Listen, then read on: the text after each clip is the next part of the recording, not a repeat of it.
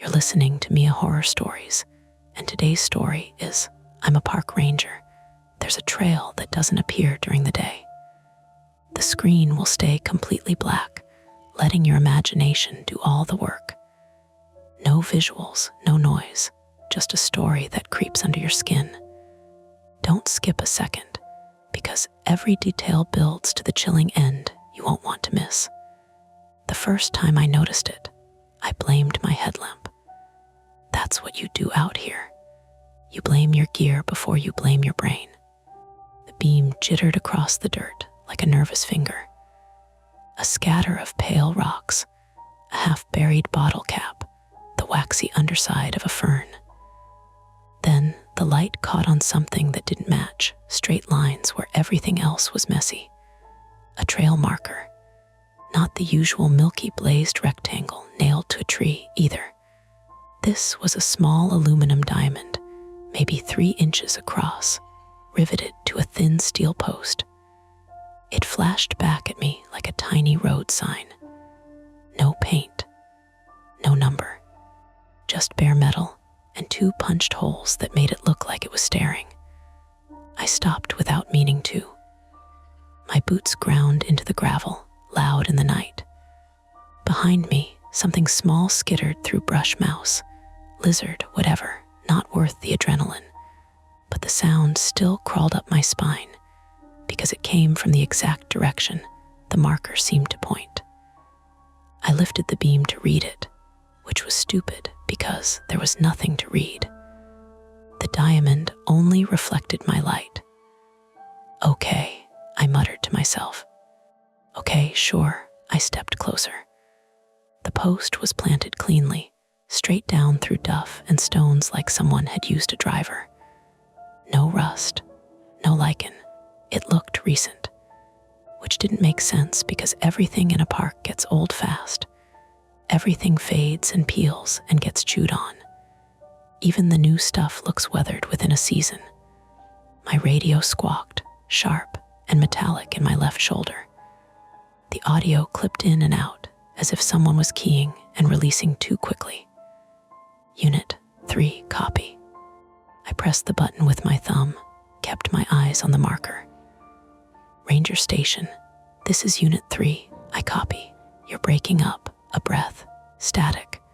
Then a voice through it, tired but controlled. You still at Junction 27? Negative. I glanced down at my GPS clipped to my chest strap.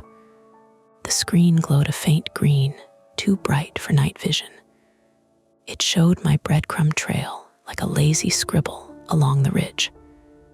I'm about a quarter mile south of Junction 27, near the switchback above Fern Hollow. Copy. Another pause, like the dispatcher was looking at a map. You're out late, Eli. That was Kayla. She wasn't technically dispatch, our communications specialist, which meant she sat in a cinder block room with a coffee maker that never got cleaned and juggled calls that were either bored tourists or real trouble. I could hear the fluorescent lights buzzing behind her voice. It always sounded like she was talking from inside a fish tank. Lost hiker, I said.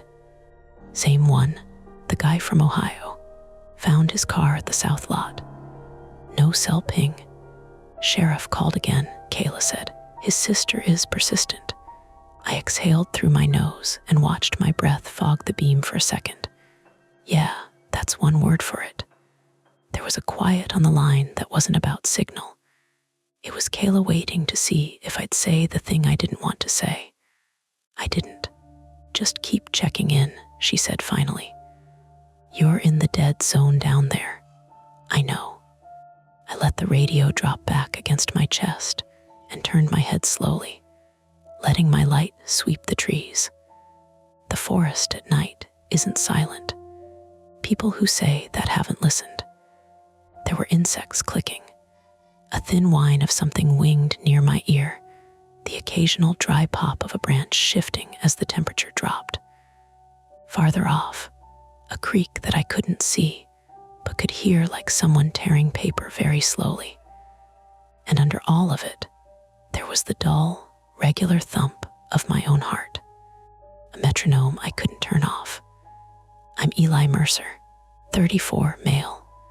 I'm a park ranger, which means some days I'm a social worker with a badge, and some days I'm a janitor with a truck, and once in a while I'm the only person between someone and a bad ending. Tonight was supposed to be the boring version.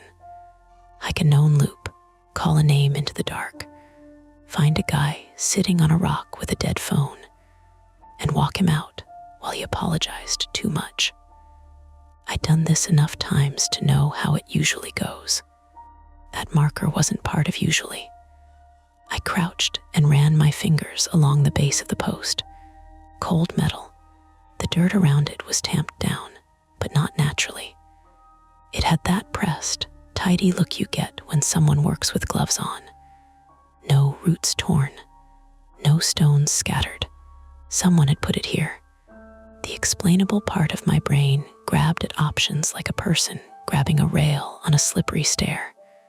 Survey crew, volunteer trail workers, a partner agency, a prank, but that would require effort and the kind of attention I wished people put into their own lives. I straightened, rolled my shoulders, and tried to swallow the small sourness at the back of my throat. The flaw I don't tell people about is that I hate being wrong. Not in a petty way, not in a I argue on the internet way, in a quiet, private way that makes me triple check a gate latch and reread a report before I file it, and makes me show up early to everything because the idea of being caught unprepared feels like being caught naked.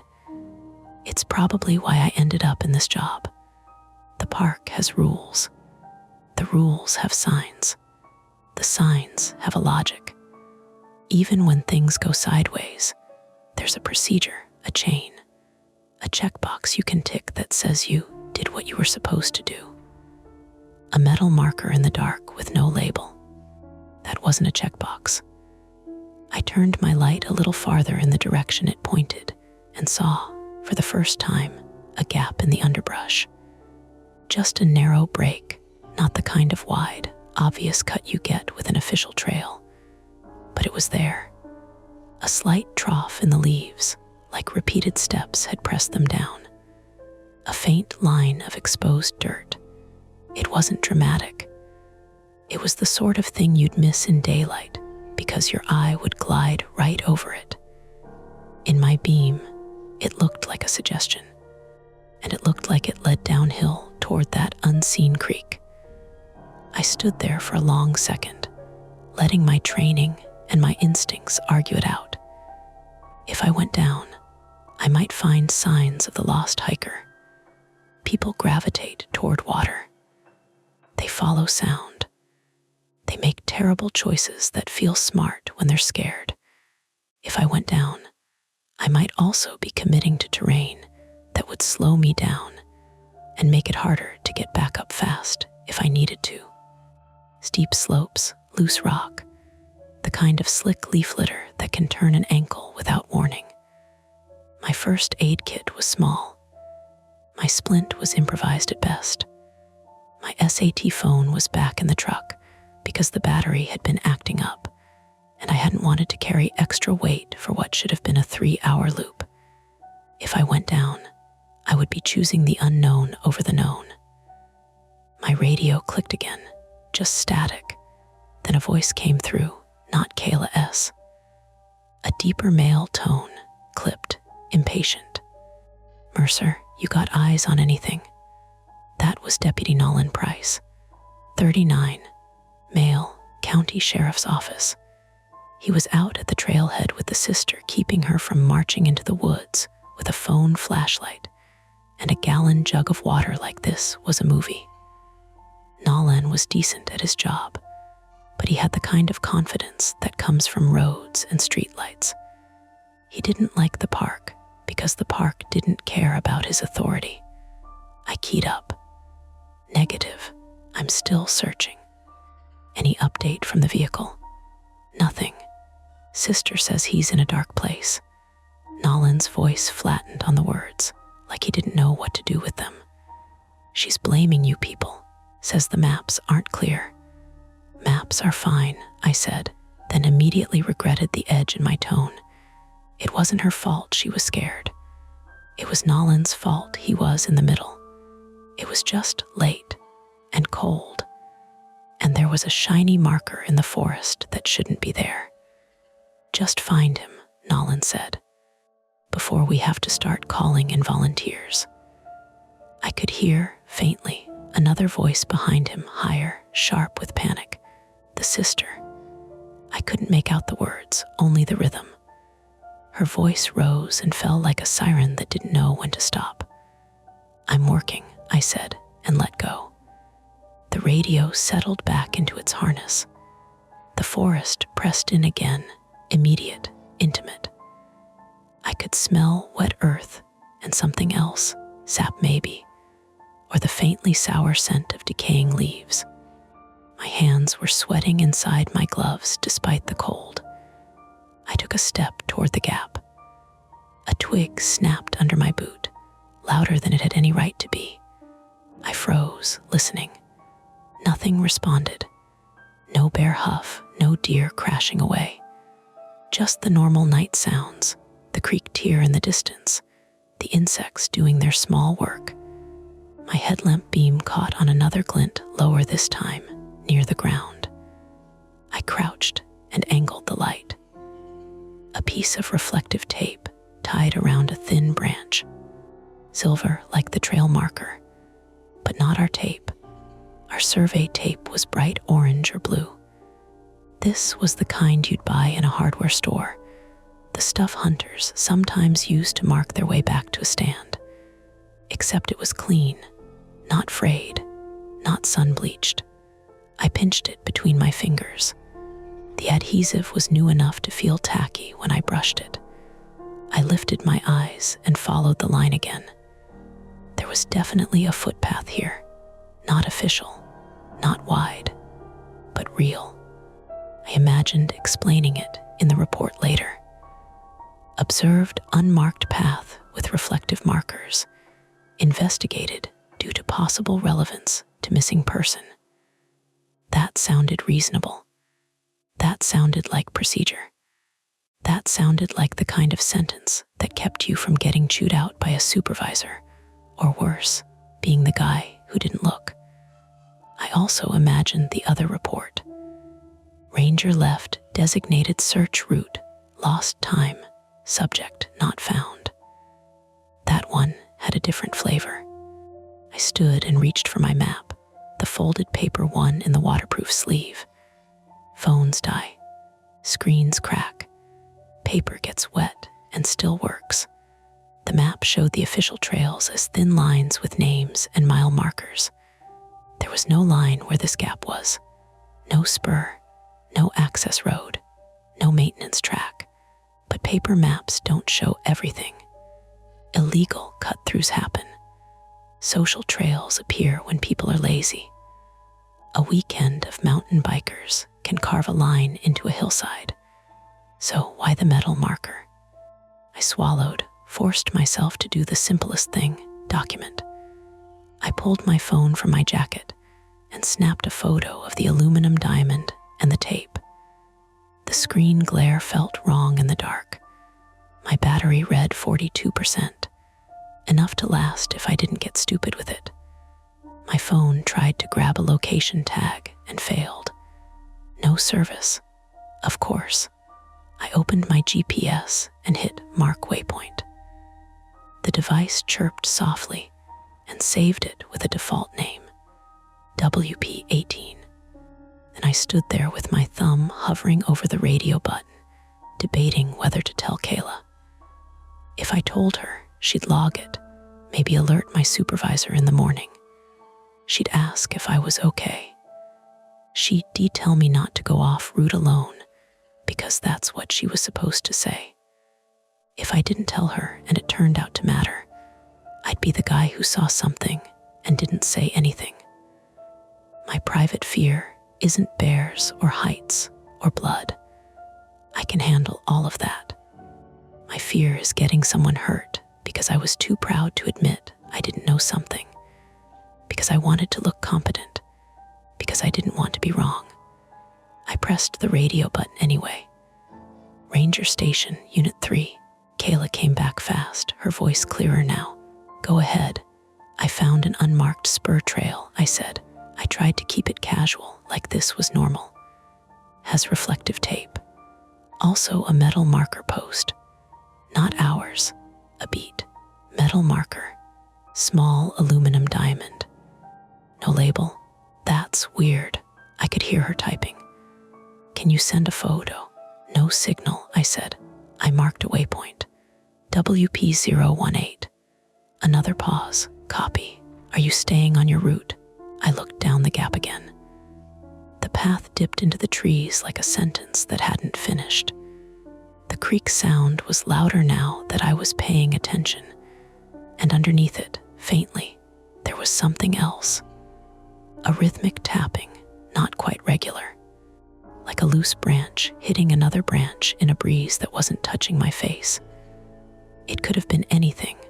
A woodpecker. A piece of debris shifting. A person stumbling. I felt my mouth go dry. I haven't decided, I said, which was the most honest and least satisfying answer. Kayla exhaled into the mic. Eli, I know. Protocol says, I know, I repeated, softer this time. But if he's down there and I walk past it, because it's not on the map, Kayla didn't argue after that. She just changed tactics, the way people do when they know pushing will make you dig in. Okay, she said. If you go, you check in every 10 minutes, and you keep your line of retreat in mind. And if your gut says no, you listen. I almost laughed, but it came out as a short breath. Copy. I let the radio fall back and stood with my light pointed at that narrow break in the leaves. The park at night is a different place than the park in daylight. Same trees, same dirt. But your brain fills in the spaces with what it knows and what it fears. And sometimes it feels like the dark is a substance, like you can wade into it and come out with it clinging to you. Behind me was the official trail, the switchback that would take me back to the ridge, back toward my truck, back toward rules and maps and radio coverage. Ahead was an unmarked descent toward water and an unexplainable marker that looked new enough to have been placed yesterday. And somewhere out here, a man who might be cold and embarrassed, or hurt, or not moving at all. I shifted my pack, tightened the chest strap, and clicked my headlamp to a slightly brighter setting even though it would burn my battery faster. My beam widened, washing the gap and the first few feet beyond it. Leaves, dirt, a shallow impression like a boot heel. Another scrap of reflective tape deeper in. I stood there, feeling the choice settle in my bones the way cold does slowly, then all at once. Then I took one step forward, stopped, and looked back over my shoulder at the official trail, disappearing into the night. I didn't move again. Not yet, because once you commit to going down, you're the one who decided. And it's harder to blame your headlamp after that. I went down, not fast, not reckless. Just one careful step off the official trail and into the narrow break in the brush, like I was testing the temperature of water with my toes. The ground changed almost immediately. The maintained trail had been packed by years of boots and runoff. This was softer, looser. Leaves shifted under me in a way that made my footing feel theoretical. I keyed my radio. Unit 3 leaving marked trail at WP018, following unmarked spur downhill toward creek. 10-minute check. Kayla didn't hesitate. Copy, Unit 3. 10-minute check. Be careful. The beam of my headlamp flattened the world into a tunnel. Outside that cone, everything existed only as sound. The creek was louder now, a steady rush with occasional slaps of water against rock. The faint tapping I'd heard before came again closer. 3 quick hits. Pause, 2 slower ones, like someone knocking on wood without much strength behind it. I stopped and listened hard enough that my ears hurt. "Hello," I called, projecting downhill. My voice felt wrong in the trees, too bright. "Park ranger. If you can hear me, call back." The tapping stopped. For a second, I thought I'd imagined it. Then something shifted lower down. Not an animal crash, more controlled, a careful adjustment of weight. I started moving again, angling slightly to my right where the slope looked less steep. The spur trail wasn't engineered, but it wasn't random either. Branches had been clipped clean at shoulder height, not torn cut. Clean slices that had browned at the edges, but hadn't yet gone brittle. A week old, maybe less. That didn't sit right. People make social trails all the time, but they don't usually bring pruners. I slid one hand to the small fixed blade knife on my belt, not because I expected to need it, but because touching something solid helped. My boots skidded on a patch of loose shale, and I dropped into a half crouch, catching myself against a tree. Bark bit through my glove. My right ankle twinged, not injured, but close enough to imagine it. "Okay," I muttered. "Slow down." The tapping came again. This time I could place it, not wood. Metal on stone. I moved another 20 yards, and the trees thinned just enough for the creek to appear in broken silver flashes between trunks. It wasn't wide, maybe 12 feet across, but the banks were steep and undercut in places, the water faster than it sounded from above. My light caught on something upright near the far bank. A post. Another aluminum diamond glinted back at me. "What the hell?" I whispered. There was no official crossing here. The nearest footbridge was half a mile east. But someone had run a narrow line of stepping stones across the creek, flat rocks placed in a staggered path. They weren't perfect, but they were intentional. And on either side of the crossing, more of that silver tape marked a route. I crouched near the water's edge and studied the stones. They were wet, slick with algae in places. One was tilted slightly, not stable. If someone rushed this in the dark, they'd eat it. My radio buzzed. "Unit 3, 10-minute check." "Copy," I said. "I'm at the creek. There's a makeshift crossing." Stones placed, more markers, a pause. Stones placed. Kayla sounded like she was rereading a line she didn't trust. Like intentionally. "Yeah, Eli, that's not maintenance. We don't do that without a permit and signage." "I know." The tapping sound came again, sharper now, from the far side of the creek. 3 quick strikes. Pause. 1. I angled my light across and saw movement low, near the ground. A shape shifting behind a boulder. "Hello," I called again. "Park ranger. If you can hear me, make noise." Silence. Then a voice, thin, hoarse. "Don't." It cut off in a cough that sounded like it hurt. My pulse kicked. "I've got a voice," I said into the radio, already stepping onto the first stone. "Male across the creek." "Eli, wait," Kayla said, too fast. "Let me notify Nolan." "You don't know, I didn't know." She was right, but the voice had been real, not wind, not imagination. "Sir," I called. "Are you injured?" A long pause. Then, faintly, "Yeah," that was enough. I crossed carefully, planting each boot flat before shifting weight. The third stone wobbled, and I felt my ankle protest again. I adjusted, crouched lower, used my hands for balance. The water moved fast enough that if I slipped, it would drag me downstream before I could get footing. Not deadly, maybe, but cold and disorienting. On the far bank, the ground rose sharply. The unmarked path continued, cut into the slope like someone had scraped a shallow trench. My light found him about 30 feet up. He was sitting against a tree, one leg stretched out awkwardly in front of him. Mid-30s, maybe early 40s, white male, beard grown in unevenly, like he hadn't planned to be out overnight. His jacket was a lightweight shell wrong for the temperature. His face was gray under the beam. "I'm Eli," I said, keeping my voice level. "I'm a ranger.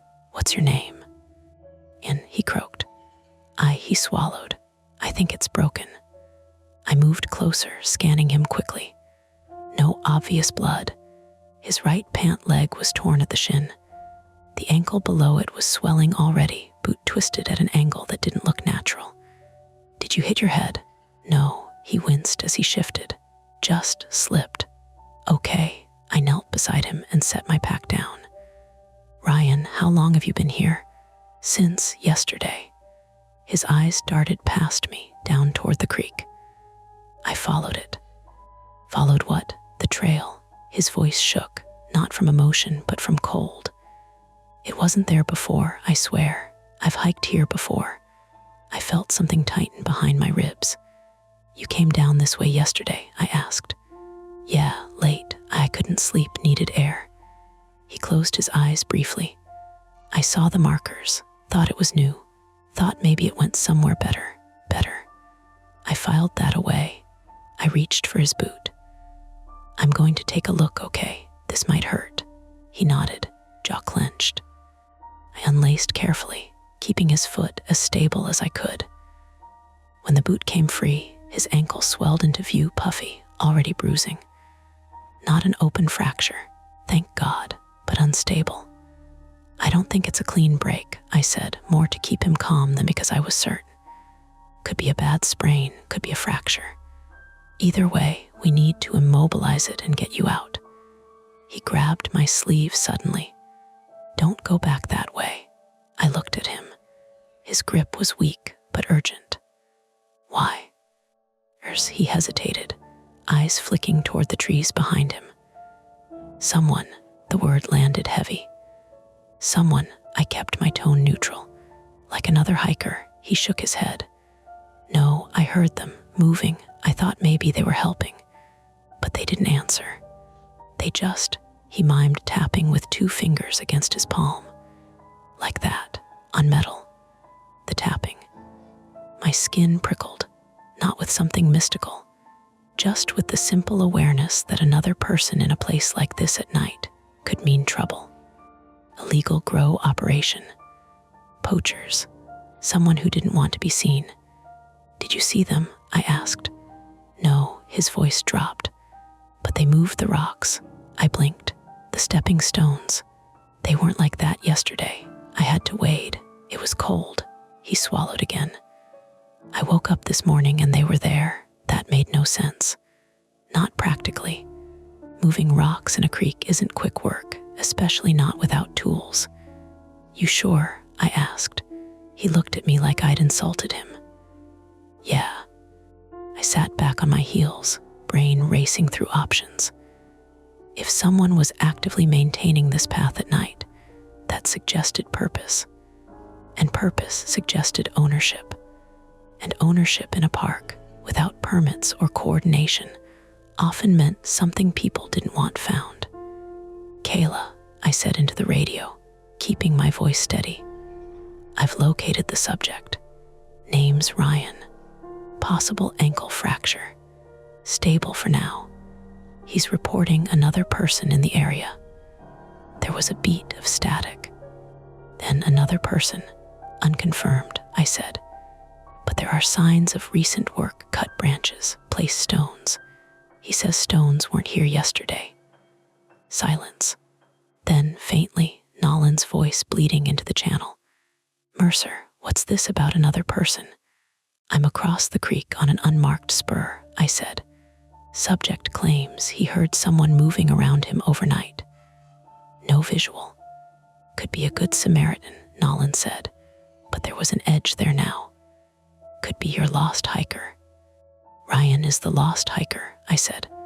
Oh, behind Nolan's mic, I heard the sister's voice spike. You found him. Is he okay? Is he okay? Alive, I said, injured. Ryan's grip on my sleeve tightened again. Don't let them leave me here. I won't, I said automatically. And then I realized what that meant. I couldn't carry him out alone. Not across that creek and up that slope without risking both of us. I had a basic splint kit, but no backboard, no litter. Standard procedure would be to stabilize, call for assistance, and wait. Waiting in a spot potentially used by someone who didn't want us there wasn't ideal. Eli, Kayla said quietly, cutting through the noise. We can dispatch SAR, but it'll take time. Volunteers are at least 40 minutes out, more in the dark, 40 minutes minimum. Probably more like an hour by the time they reached this point. Ryan's breathing was shallow now, the adrenaline wearing off. The cold would start working on him harder soon. I can try to get him to the creek and reassess, I said, thinking out loud. If I can get him across, I might be able to get him up to the main trail. That's a steep pull, Kayla said. With a compromised ankle, I know. My flaw, sitting there in the leaves, was whispering at me. You found him. You can finish this. You don't need to wait for backup. You don't need Nolan tromping around down here, asking questions you can't answer. Another metallic tap echoed from somewhere uphill, not toward the creek this time, but deeper into the trees. Ryan flinched. I stood slowly and angled my light up the slope behind him. The beam caught trunks, undergrowth, the glint of another aluminum diamond about 20 yards back. There was a line of them, leading farther in. Eli, Nolan's voice said, more serious now. If there's someone else down there, you don't engage alone. I'm not planning to, I said, though that wasn't entirely true. Ryan's eyes were wide. They come at night. The words were simple. The implication was, Ryan, I said carefully, did you tell anyone you were coming here? He shook his head. Just left. Did you follow these markers yesterday too? Yeah. And they were here then? Yes. But the stones weren't. Yes, I exhaled slowly. That meant whoever placed the markers had done so at least a day ago. And someone, maybe the same person, had modified the crossing overnight. That wasn't random. Another sound came, this one unmistakable. The crunch of a footstep on gravel. Not mine, not Ryan's, close. I killed my headlamp instinctively, plunging us into near darkness, except for the faint wash of starlight filtering through the canopy. Why'd you? Ryan started. Quiet, I whispered. The forest didn't go silent. It never does. But I could hear the difference between background noise and something intentional. A slow exhale, the subtle shift of weight. Somewhere beyond the reach of my light, someone else was standing still, just like us. My radio crackled loudly in the dark. Unit 3, do you copy? The voice boomed through the trees like a flare. And from uphill, there was sudden movement, fast this time. Branches whipping back, footsteps retreating. I flicked my headlamp back on and caught a flash of something reflective disappearing between trunks. Not animal eyes. Too high, too linear. Hey, I shouted, scrambling to my feet. This is law enforcement. Stop, the footsteps didn't. Ryan grabbed at the air where I'd been. Don't leave me. I hesitated for half a second too long, my body angled between pursuit and protection. Then the sound of something heavy shifting above us made the choice for me. A rock, dislodged from higher on the slope, came skidding down through the leaves. Not a pebble. A chunk the size of a microwave. It bounced once, twice, and then slammed into a tree less than 10 feet from where Ryan sat. The impact shook the ground under my boots. That wasn't an accident. I swung my light uphill, heart hammering, but all I saw were trunks and the fading sway of disturbed branches. "Eli," Kayla's voice blasted through the radio again. "We heard that. What was that?" "Rockfall," I said, breath tight. "Not natural." Ryan's face had gone pale in the beam. "They're trying to, I know." The slope above us wasn't stable. If someone was up there, they had the high ground and loose terrain to work with. We couldn't stay where we were, and I couldn't carry Ryan uphill through that without risking another rock coming down on both of us. The creek, slick and cold, suddenly looked like the safer option. I grabbed my pack and slung it over one shoulder. "Ryan, we're moving. I need you to lean on me. We're going back across." His eyes flicked toward the uphill markers. "What about not that way?" I said. "We're not going deeper." Another small stone clattered down the slope, not as big as the first, but deliberate enough to make the point. I hauled Ryan to his feet, his weight sagging into me, and turned us toward the creek, knowing that crossing those unstable stones with him half-hopping and someone potentially above us was about the worst combination of choices I could make. But staying was worse. And somewhere behind us, out of sight, someone else was still moving. We didn't make it 10 steps before Ryan buckled. His weight sagged hard against me, and for a second we both went sideways, boots sliding in the leaf litter. I caught us against a trunk, bark scraping across my forearm. "Sorry," he gasped. "Don't apologize," I said, though I was calculating. His right foot couldn't take any weight. Every time it brushed the ground, his breath hitched sharp and high. The creek was maybe 30 feet downhill. The stepping stones were staggered slightly upstream from where we stood. Beyond the creek, the slope rose steeply back toward the official trail I'd left. It wasn't a straight shot up, the switchback cut diagonally across the hillside, and I'd come down about a quarter mile from it. So the geography was simple. Too simple. We were on the far bank. Above us, unstable slope and whoever had sent that rock. Below us, slick stones across fast water. Beyond that, a climb up to safety. In theory, I keyed my radio low, trying to keep my voice from bouncing. Unit 3. Attempting extraction across creek. Possible hostile presence uphill. Nolan answered this time. "Hostile how?" "Rockfall wasn't natural." A breath. "You sure?" I looked at the fresh gouge in the dirt where the rock had torn through. It had hit with intent. "Yeah," I said, "I'm sure." "Okay, we're moving toward your last waypoint," he said.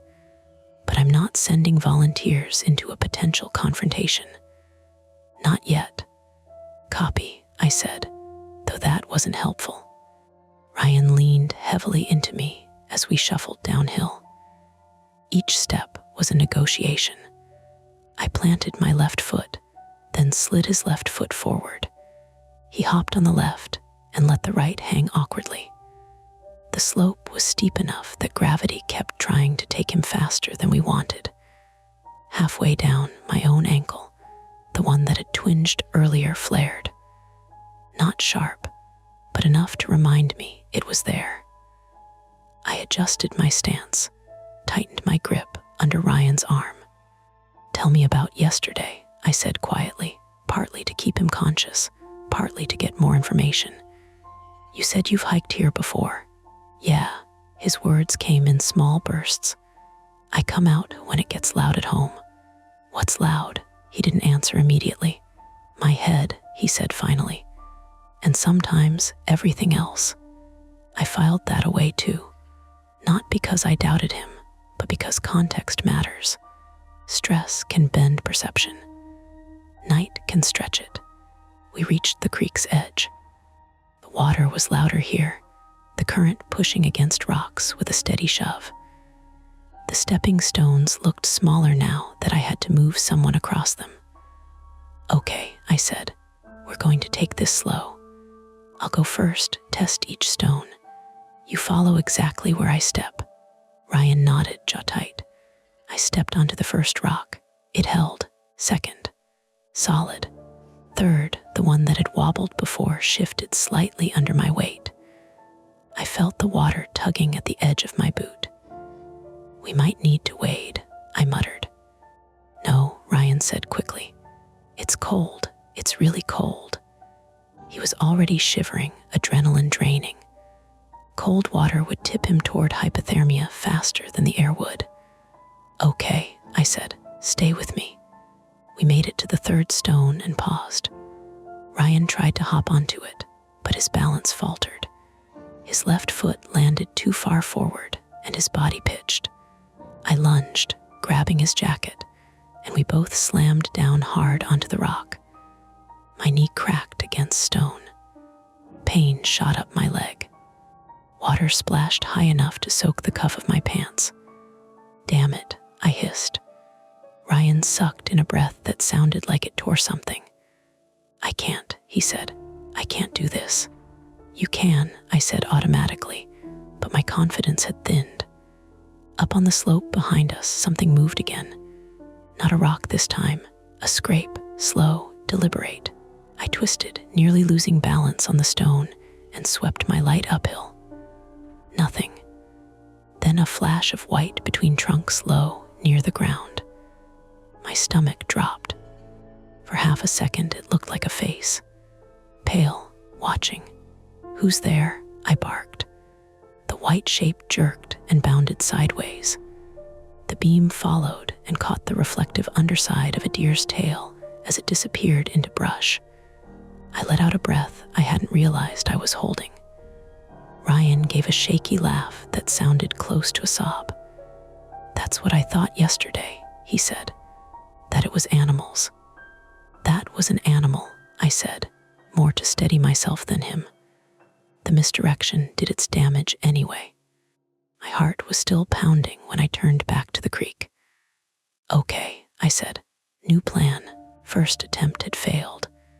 The stones weren't stable enough for supported crossing with a compromised ankle. Ryan, we're going to wade the last part, I said. I'll carry as much of your weight as I can. We go straight through, not on the rocks. He shook his head weakly. It's fast. I know. I stepped down into the water first. It hit just below my knee and sucked the heat out of me in one violent rush. The current shoved at my shins, trying to twist me. Come on, I said, bracing. Ryan slid off the stone into the creek with a choked sound. The water splashed up his legs, and he nearly went under before I caught him around the waist.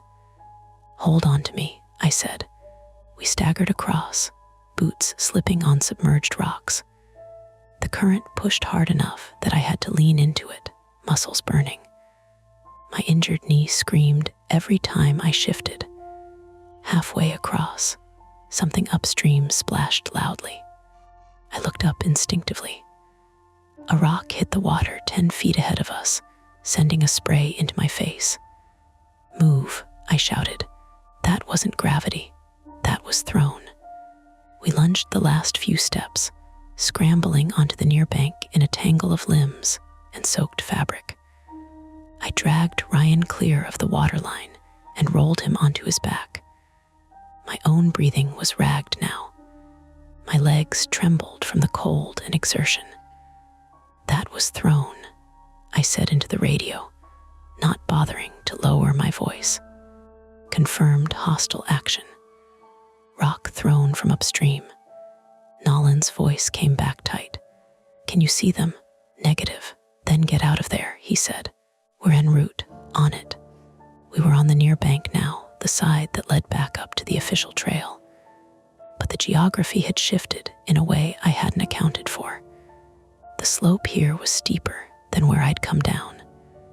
The spur trail hadn't lined up directly with my original descent point.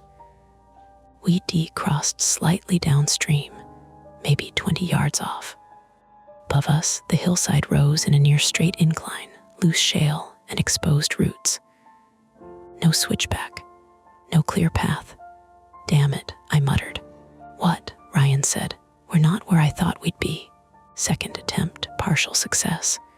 We were across the creek, but not in a good position to climb. I hauled him upright again. We're going up anyway, slow. We angle left and try to hit the main trail. The climb was brutal. Every step up sent gravel sliding back under our boots. I dug my fingers into roots and pulled, hauling Ryan with me.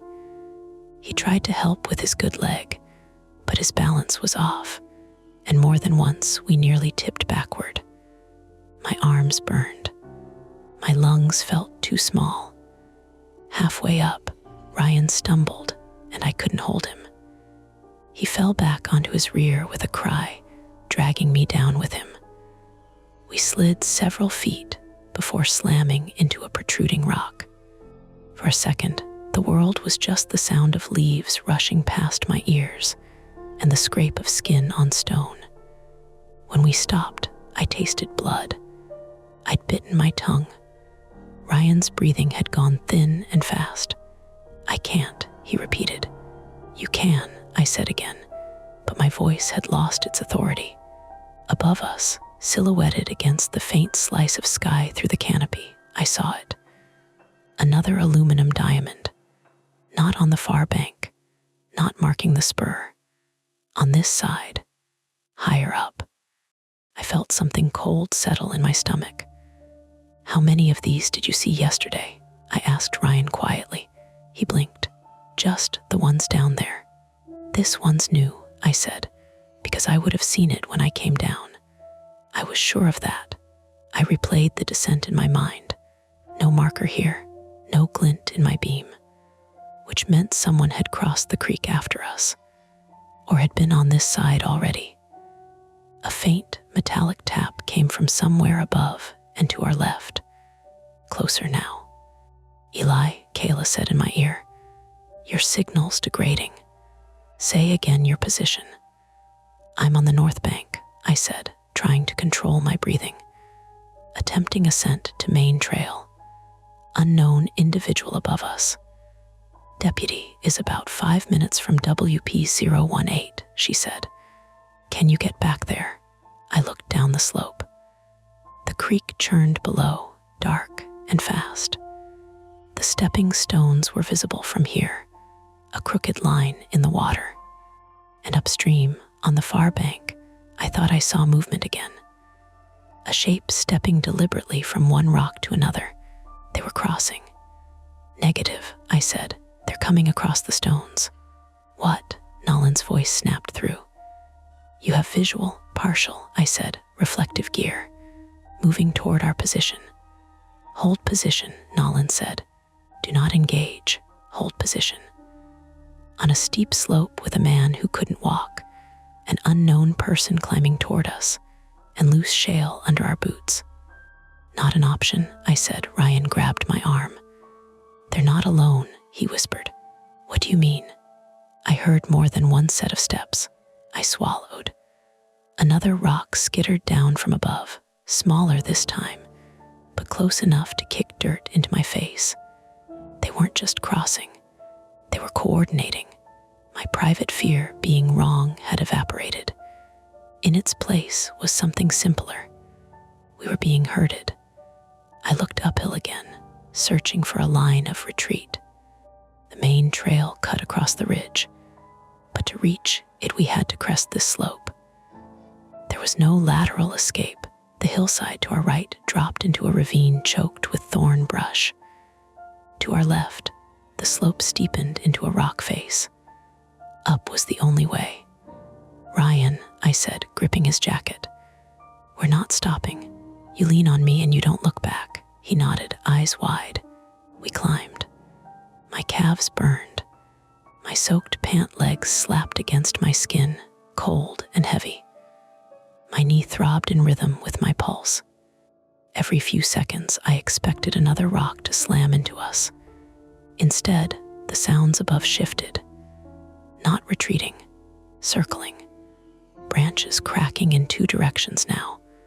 One set of steps slightly ahead and to the left. Another to the right. They were flanking.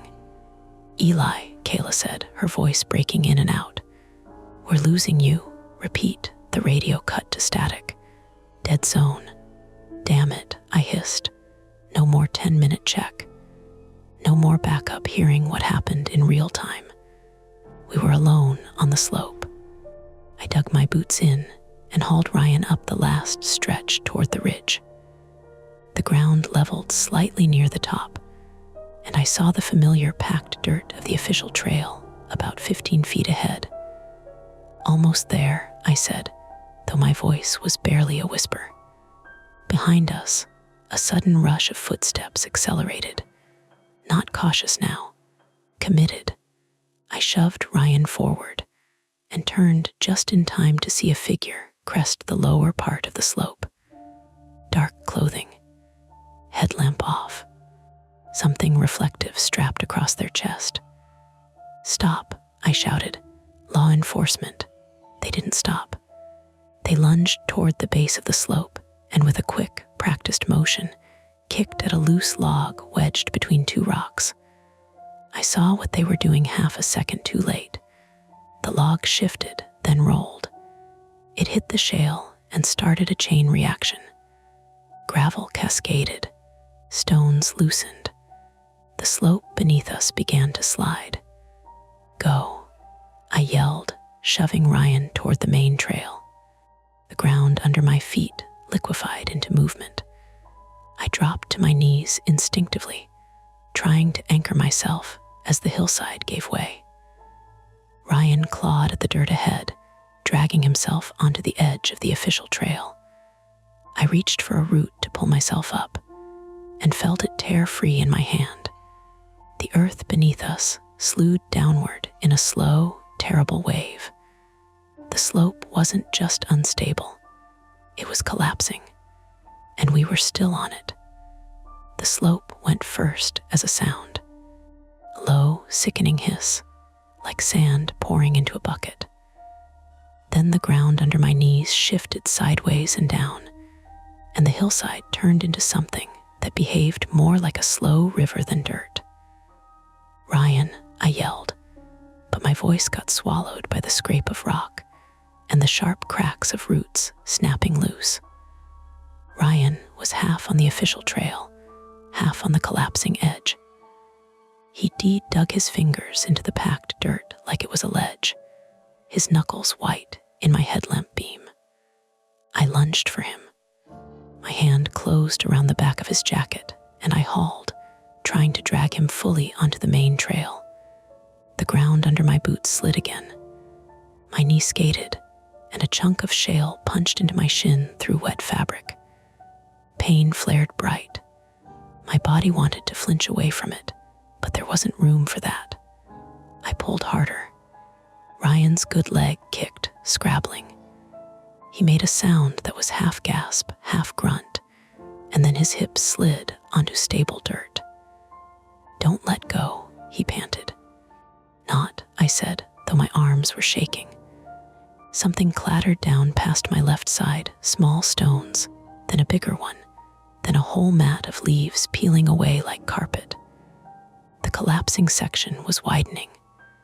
The edge of the official trail cracked in a jagged line, splitting like a dry cookie. I got one boot onto the packed trail, then the other.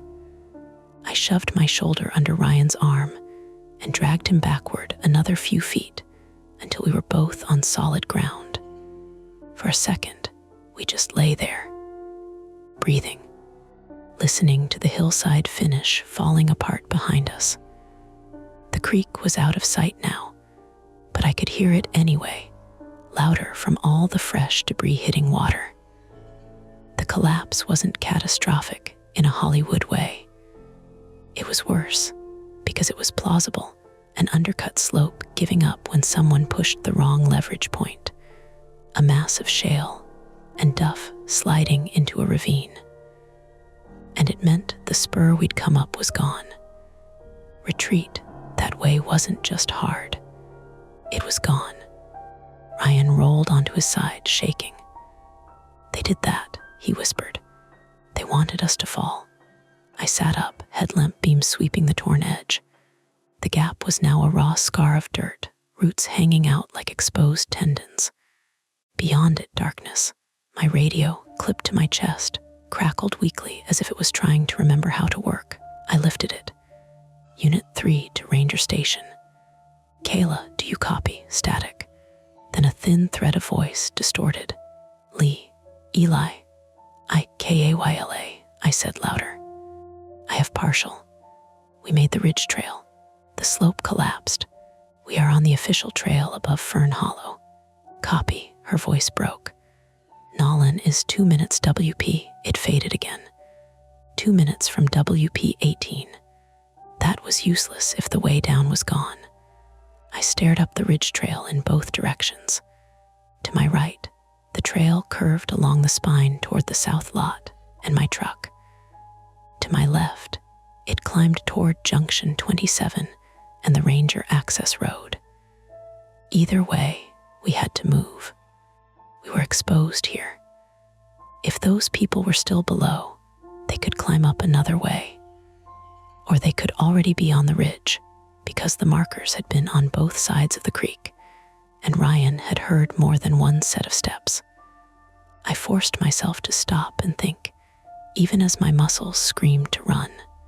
Procedure, chain, checkbox. If I ran blindly with an injured man, I'd get us caught on a bad section of trail, or we'd get separated, or he'd go down, and I'd have to choose again. I pulled my pack around, unzipped it with stiff fingers, and yanked out the roll of gauze, the SAM splint, and 2 elastic wraps. My hands shook from cold and adrenaline. Ryan, I said, keeping my voice calm on purpose. I'm going to splint that ankle properly. Then we move. We don't have time, he said, eyes flicking into the trees. We don't have time not to, I said, and it came out harder than I meant. If you collapse again, we're done. He swallowed and nodded. I worked quickly, kneeling on the packed trail. The headlamp cast sharp shadows across his swollen ankle. It was bruising dark now, the swelling pushing against his sock. I'm going to straighten it as much as it'll tolerate, I said. Tell me if you feel numbness. He nodded, teeth clenched. I cradled his heel, stabilized the lower leg, and applied gentle pressure.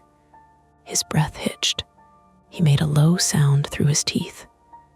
Okay, I said. Okay. Slid the splint into place, molded it around the ankle and shin, then wrapped it tight with elastic bandage.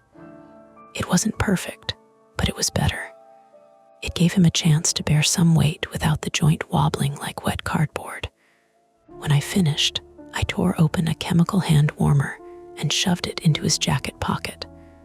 Small help, but real. He flexed his hands, then looked at me. Why would someone do that? He asked, voice raw. Over a trail. I didn't answer because I didn't know. But part of me had already built a shape of it. People using the night to move something through the park. People marking a route that didn't exist in the day because it wasn't meant to. People who didn't want a ranger escorting a missing hiker back past their route. The marker posts, the reflective tape, the placed stones. It wasn't a ghost story. It was logistics, and someone was protecting it. Up, I said, getting him to his feet. He leaned into me, but now he could touch his bad foot down lightly without collapsing. We started moving along the ridge toward Junction 27, because uphill meant better radio coverage and a quicker meeting point with Nolan. We didn't speak much. Talking cost breath. The official trail at night felt different than the spur had. Familiar, but now it had teeth. Every shadow looked like a person. Every snapped twig made my spine tighten. After 100 yards, I heard it. That metallic tapping. Not from below this time, from ahead. Ryan froze, hand gripping my sleeve. That, he whispered. I killed my headlamp for a second and listened. 3 quick taps. Pause 2. The sound carried in a way that made it hard to locate. It bounced off trunks, off the ridgeline, but it was forward left, near where the trail narrowed around a cluster of boulders. Someone was on the ridge. I turned my headlamp back on, angled it low. I didn't want to silhouette us. My phone was still in my pocket, but with no signal, it was only useful as a light or camera. My knife was on my belt. My radio was unreliable. Nolan wasn't here yet. This was the moment where all my little private fears tried to rise up and take control, being wrong, looking foolish, overreacting. But the rock thrown into the creek had been real. The slope collapse had been real. So I did something I'd never done on a routine search. I drew my knife and held it down along my thigh, hidden by my jacket. Not because I thought I'd win a fight, because it gave my hands a job. "Ryan," I said softly, "we're going to keep moving. If someone steps out, you stay behind me. You don't talk." His eyes were wet, but he nodded. We advanced, slow. The trail narrowed as it wrapped around the boulders. On the downhill side, the slope dropped toward the creek basin. On the uphill side, a wall of granite rose shoulder high, slick with dark moss. The boulders formed a pinch point. It was the kind of place where you couldn't go around without leaving the trail and risking a fall. As we reached the first boulder, the tapping stopped. The silence that followed wasn't dramatic. It was worse. It felt like someone holding their breath near your ear. A shape moved behind the second boulder, just a ripple of darkness against darkness. "Sheriff's office," I shouted, even though I was. "Stop where you are." A man stepped out. He wasn't wearing a ranger uniform. He wasn't wearing camouflage either. Just dark work clothes and a black beanie, headlamp strapped around it, but switched off. A reflective strap crossed his chest, like a running vest, but more utilitarian. He held something in his right hand. At first, my brain said crowbar. Then my headlamp caught the shape, and I realized it was a hammer. A framing hammer, metal head dulled and scuffed. He didn't look surprised to see us. He looked annoyed. "Turn around," he said. His voice was American, Midwestern maybe, low and controlled. Not a kid, not a tourist. "Who are you?" I asked. "You're on a closed spur," he said, like that was the answer. "This is an official trail," I said, and my own voice came out steady in a way that surprised me. "I'm a ranger. That man is injured. We're leaving." The man's gaze flicked to Ryan's splinted ankle, then back to my face. "You should have left him where you found him," he said. Ryan made a sound behind me, a quick inhale like he was about to speak.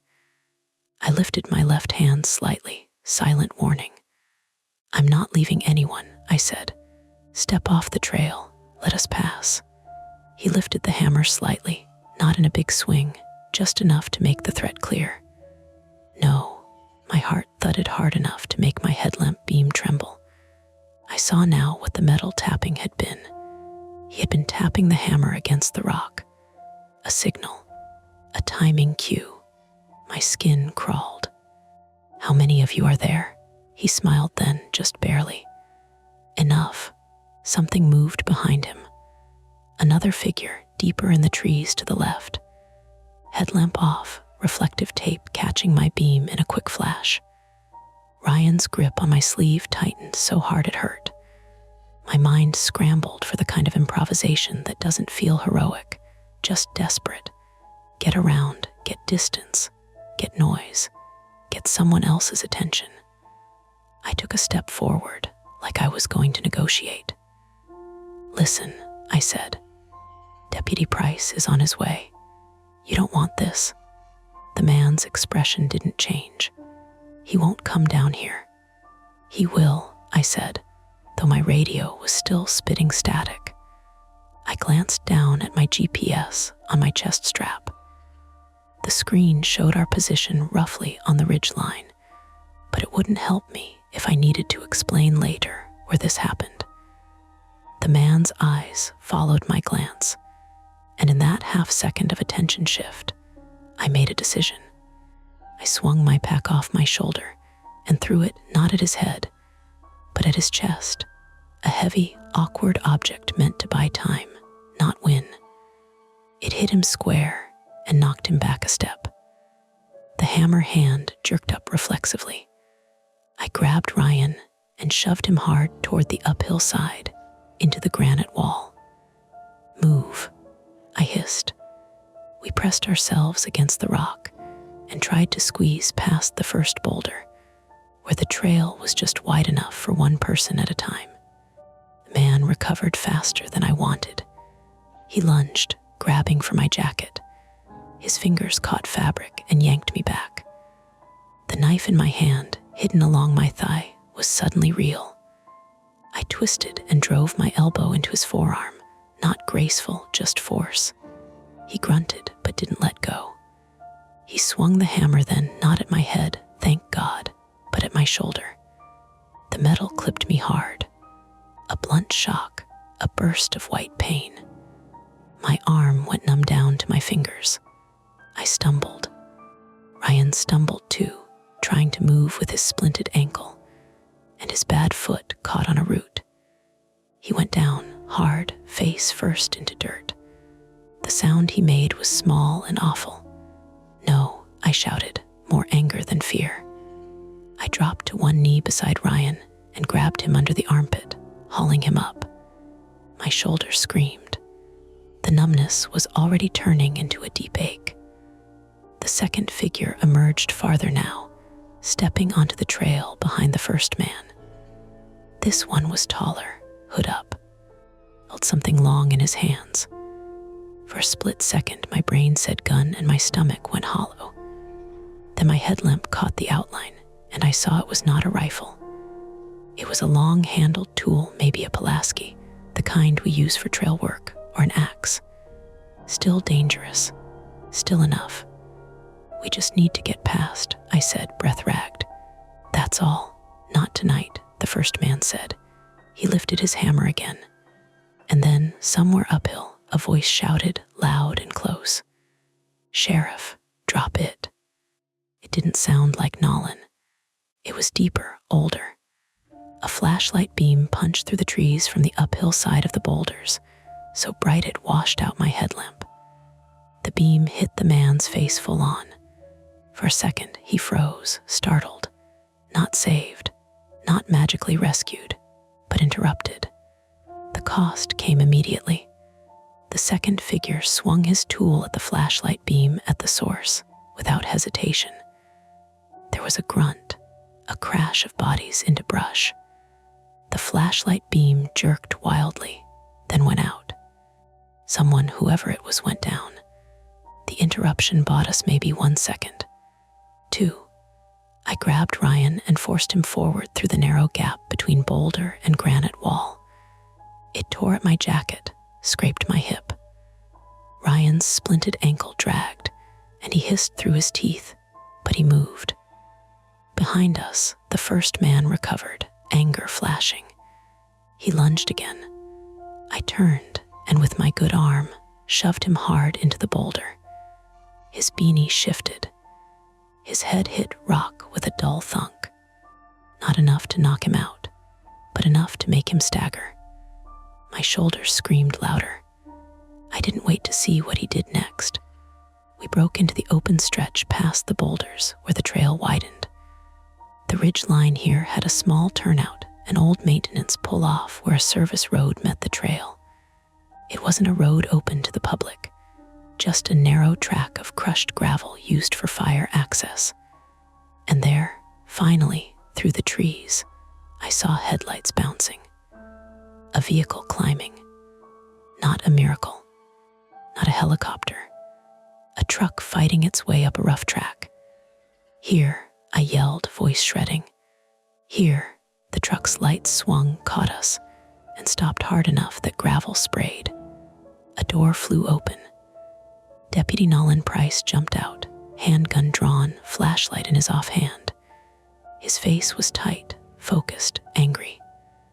Behind him, another figure stumbled out of the passenger side, older man, gray hair, jacket too thin for the cold, holding his forearm like it was broken. That must have been the voice. The one who'd yelled, a bystander, a late-night dog walker, a volunteer who'd arrived early. I didn't know. I didn't have time. Nolan shouted into the trees. Sheriff's office, show your hands. The forest didn't comply. Branches thrashed somewhere near the boulders, footsteps retreating fast through underbrush. The tapping was gone. No more signals. Nolan kept his weapon up, scanning. Eli, get him to the truck, he said, voice clipped. Now. I half carried Ryan the last 10 feet. Nolan's other hand came out to steady him. And for a second, the simple weight of another competent person helping made my knees want to fold. We got Ryan into the back seat, laid him across. He groaned, sweat on his forehead despite the cold. Nolan turned to me. You hurt my shoulder, I said, and when I tried to lift my arm, it was like something caught and ground inside the joint.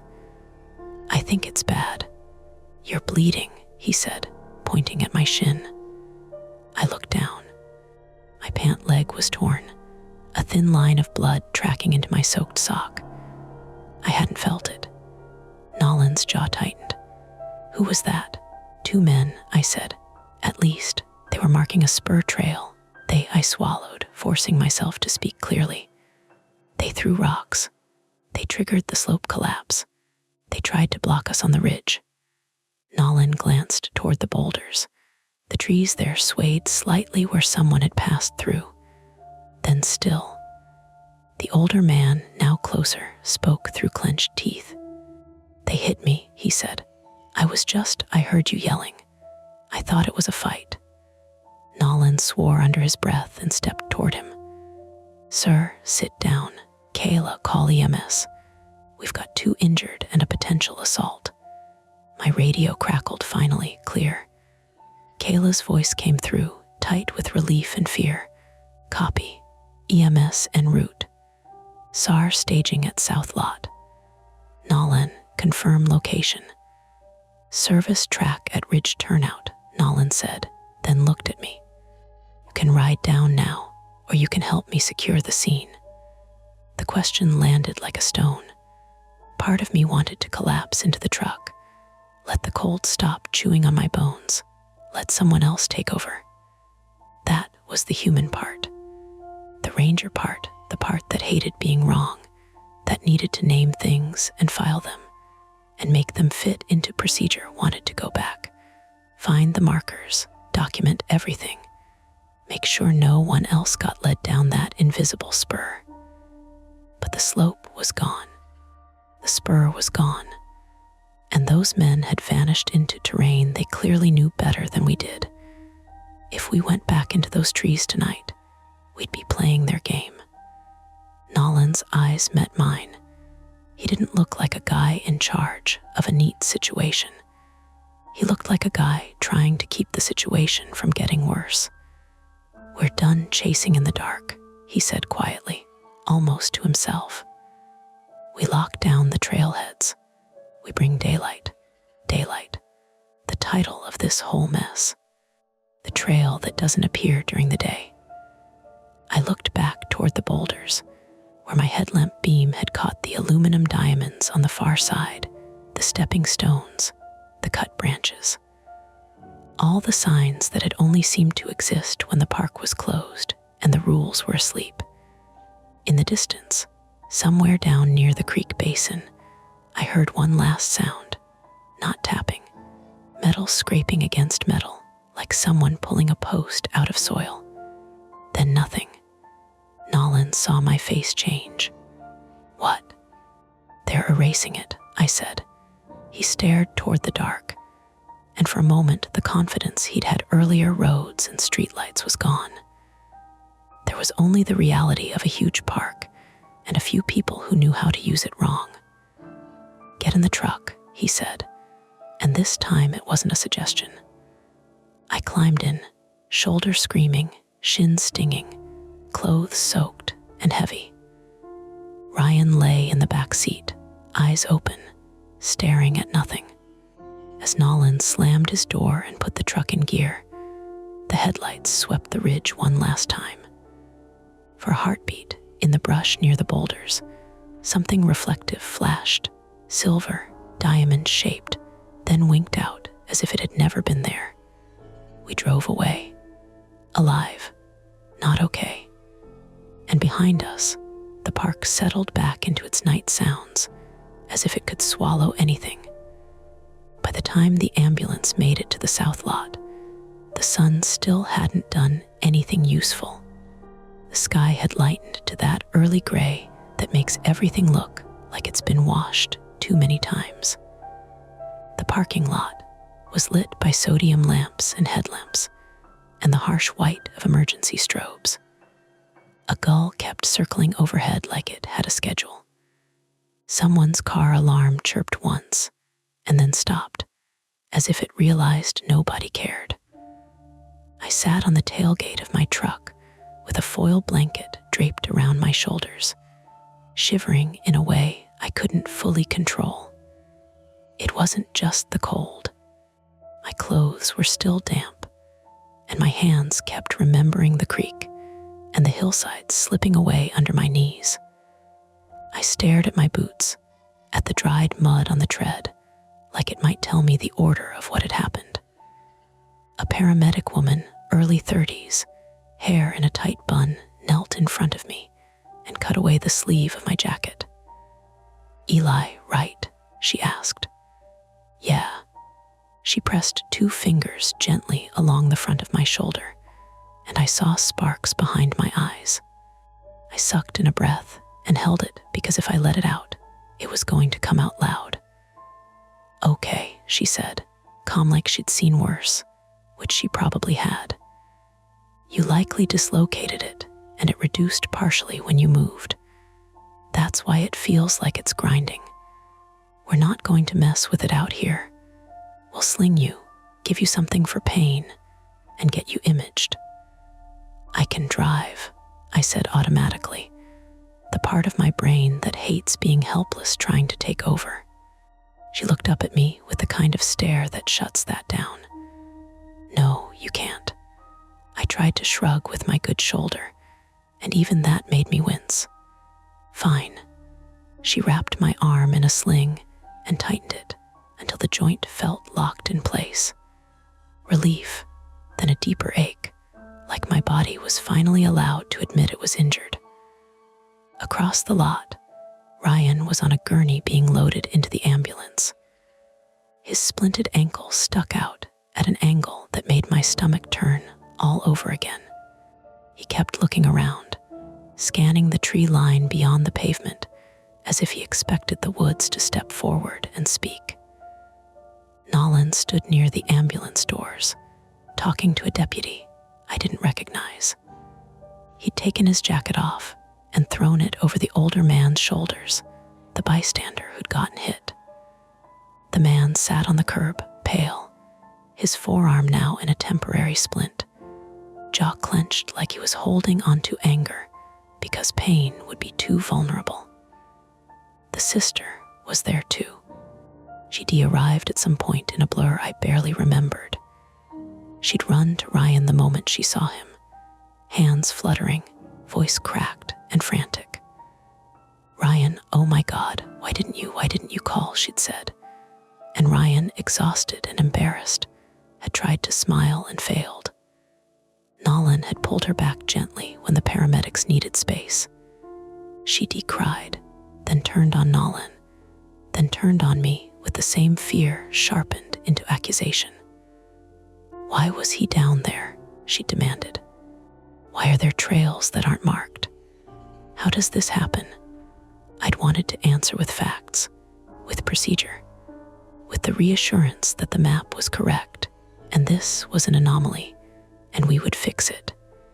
Instead, I just said, "I don't know yet." That had made her go quiet in a way that was worse than yelling. She hovered near the ambulance, arms wrapped around herself, watching the paramedics like they were the only solid thing left in her world. Kayla showed up 15 minutes later, hair messy, face pale, a travel mug clenched in her hand like it was a talisman. She walked straight to me without hesitation. "You look awful," she said. "Feelings mutual," I replied, and the attempt at humor came out thin. She didn't laugh. She reached out and put her hand on my uninjured shoulder. Her palm was warm. That almost made me cry, not because it was emotional, but because it was human and simple. I kept thinking. She began, then stopped, swallowed. "When you went dark on the radio." "I know," I said. "You didn't follow protocol," she said softly, like she was reading from a script she hated. "And if you were dead, I would have had to sit with that." "I know," I said again, "but I found him." Kayla looked past me to where the trail disappeared into trees beyond the lot. "And something found you." We let that sit there between us. Nolan finally walked over, his face set in that controlled way cops get when they're trying not to show they're rattled. "Mercer," he said. "Hospital's going to want a statement." "So am I, I'll give it," I said. He glanced at my sling. "After you're not shaking." "Still shaking," I admitted. He nodded as if that confirmed something he'd already decided. We locked down the south lot and the ridge turnout, 2 deputies on each. I called our SAR coordinator and told him to stand down until daylight. "Daylight won't matter if," I started. "If they pulled their markers," Nolan finished. I stared at him. "You heard that," he grimaced. "I heard you say it. Doesn't mean I believe it. Not yet." "Fair," I said, and meant it. The only thing I had was a sound in the dark, metal scraping against metal, and a flash of silver that could have been my imagination, or could have been a post being yanked out of dirt. Nolan leaned closer. "Tell me exactly where you saw those metal markers." I looked out at the trees and tried to build the map in my head again. Ridge trail above Fern Hollow, pinch point boulders, the switchback where I'd found the first post, the creek crossing below. "It started about a quarter mile south of Junction 27, I said, near the switchback above Fern Hollow. WP 018 on my GPS. And the crossing, downhill from there, stones in the creek, reflective tape on branches. Another marker post on the far bank." I hesitated. Then later, another marker on our side that wasn't there before. Nolan's eyebrows lifted. "You sure it wasn't there?" I felt my jaw tight. There it was, my flaw, clawing back, the need to be certain. "I'm sure," I said, and hated how defensive it sounded. Nolan held up a hand. Okay, I'm not calling you a liar. I'm saying memory gets weird under stress." "I know," I said, quieter. He exhaled. "We'll walk it at first light, with more bodies, with evidence bags, with cameras. If it's there, we'll find it." Kayla watched Nolan's face. "And if it's not?" Nolan didn't answer immediately. His eyes went to the tree line again, and something in his expression shifted, something that had nothing to do with authority and everything to do with uncertainty. "Then we find something else," he said finally. "Because 2 men don't just appear out of the woods with tools and throw rocks for fun." That was the closest he came to acknowledging what we all knew. The ambulance doors shut. The siren didn't blare. This wasn't a screaming emergency anymore. It was just urgent. And the vehicle rolled out of the lot toward the road, red lights pulsing against the trees. Ryan's sister climbed into a following car, still looking back at the woods like she expected to see a shape moving between trunks. I watched the ambulance leave and felt something hollow open in my chest. I'd been so focused on getting him out that I hadn't let myself feel the fear of what almost didn't happen. Now the fear had time. Kayla's phone buzzed. She glanced at it, then looked at me. "Your supervisor S on his way." "Of course he is," I said. "Try not to punch anyone," she said, deadpan. "With what arm?" I asked. This time, she gave a small smile.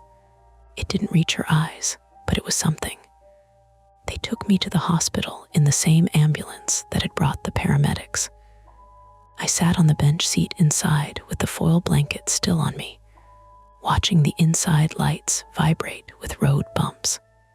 The paramedic gave me a small dose of pain medication. It took the edge off, but it didn't erase the sensation of my shoulder being wrong.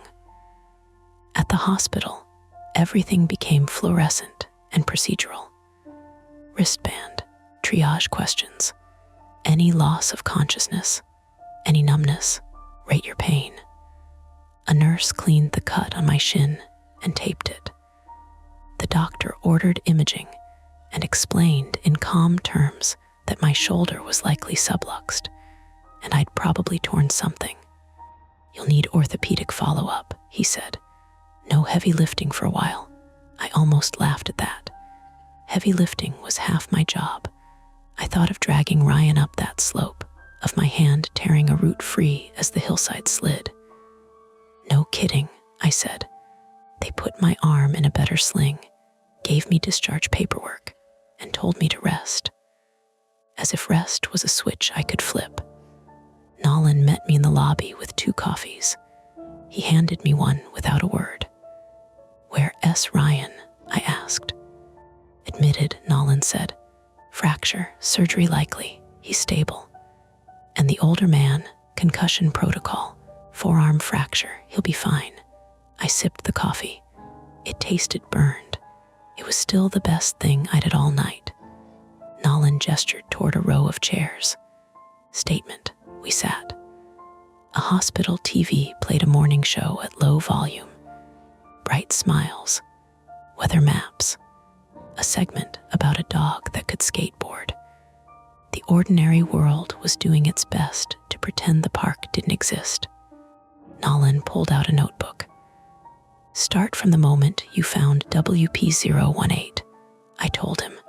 I kept it clean. Marker post, reflective tape, spur, creek, Ryan reported sounds, rock thrown, slope collapse, confrontation at the boulders, hammer taps, the second man with the tool, the older man intervening and getting hit, Nolan arriving. I didn't embellish. I didn't add emotion. I tried to keep it a list of facts. But every time I said metal marker, my chest tightened like my body didn't believe I was allowed to call it that without proof. Nolan wrote, then paused. "The tapping," he said. "You're sure it was a signal?" "Yes, and the markers," he said. "You're sure they weren't just old trail hardware?" "No," I said. "They were new, clean, no rust, no paint, no label." Nolan nodded slowly. He wasn't satisfied, but he wasn't dismissing me either. That mattered more than I wanted to admit. He closed the notebook. "Okay, daylight walk." We drove back up to the park together. The sun was higher now, but it wasn't warm yet. The forest in daylight looked normal in a way that was almost insulting. Kids would be here in a few hours, eating snacks and throwing pine cones. Couples would take photos at the overlook. Somebody would complain about a bathroom being out of soap. We met Kayla and my supervisor at the ranger station. My supervisor, Tom Harkins, late 50s male, had the tight-lipped look of a man who'd been woken up and then handed a problem he couldn't solve with a memo. He listened to Nolan's summary, listened to mine, and then said the thing I knew he would say. "Eli, why did you go off route alone?" I looked at him. "Because the missing person was down there." "That's not an answer," Tom said. "It is," I said, and my voice sharpened. "It's just not one you like." Kayla shifted uncomfortably. Nolan watched Tom like he was assessing threat level. Tom pinched the bridge of his nose. We're not doing this here. We're going to the site. We're documenting. Then we're shutting down the area. We hiked out with 4 people, me, Nolan, Tom, and another ranger, Lee Park, 29, female, who'd joined the unit recently and still carried herself like she had something to prove. Lee took photos. Nolan carried evidence tape and a small kit. Tom carried nothing but authority. The ridge trail in daylight looked exactly like it always did. The boulders were just boulders. The pinch point was narrow but passable. The moss was green, not ominous. We reached the switchback above Fern Hollow. I could feel my stomach tightening as we approached WP018, the place where the whole thing had started. I checked my GPS. The waypoint beeped. I pointed. There, right there. Tom and Nolan and Lee looked. At nothing. No post. No aluminum diamond. No reflective tape. Just ferns, duff, and the normal chaos of forest floor. My mouth went dry. Lee crouched, scanning. Any disturbed soil, I stepped forward, and immediately saw 2 small, clean holes in the dirt, perfectly round, like something had been pulled straight up. The soil around them was slightly compressed, newer than the surrounding leaf litter. Here, I said, and my voice sounded strange to my own ears. That's where it was. Nolan crouched beside the holes. He ran a gloved finger around the edge. Recent, he murmured. You see how the dirt hasn't slumped back in yet? Tom's face tightened. He looked up at me. For the first time, he didn't look annoyed. He looked unsettled. We moved downhill, following the line I remembered. And in daylight, without the reflective glints and the headlamp tunnel vision, it was harder to see the spur trail. It blended into the undergrowth. It wasn't gone, exactly. It was just subtle, like a thought you can't hold onto. But there were signs if you knew where to look. Clean-cut branch stubs, slight depressions in leaf litter, a faint trough where feet had passed recently. We reached the creek. The stepping stones were still there. Nolan stared at them. So somebody did this. Lee snapped photos, careful, methodical. Tom looked upstream, jaw working. They didn't remove everything. No, I said quietly, but they removed enough. We searched both banks. We found a scrap of silver tape, torn and thrown into brush, like someone had ripped it down in a hurry. Nolan bagged it. We found 1 small aluminum diamond half buried near a tree root, as if it had been dropped and kicked aside. Not nothing. Enough. The collapsed slope on the north bank was obvious in daylight, a raw gash of dirt and rock, fresh and ugly. It had dumped into the creek basin, choking part of the water flow.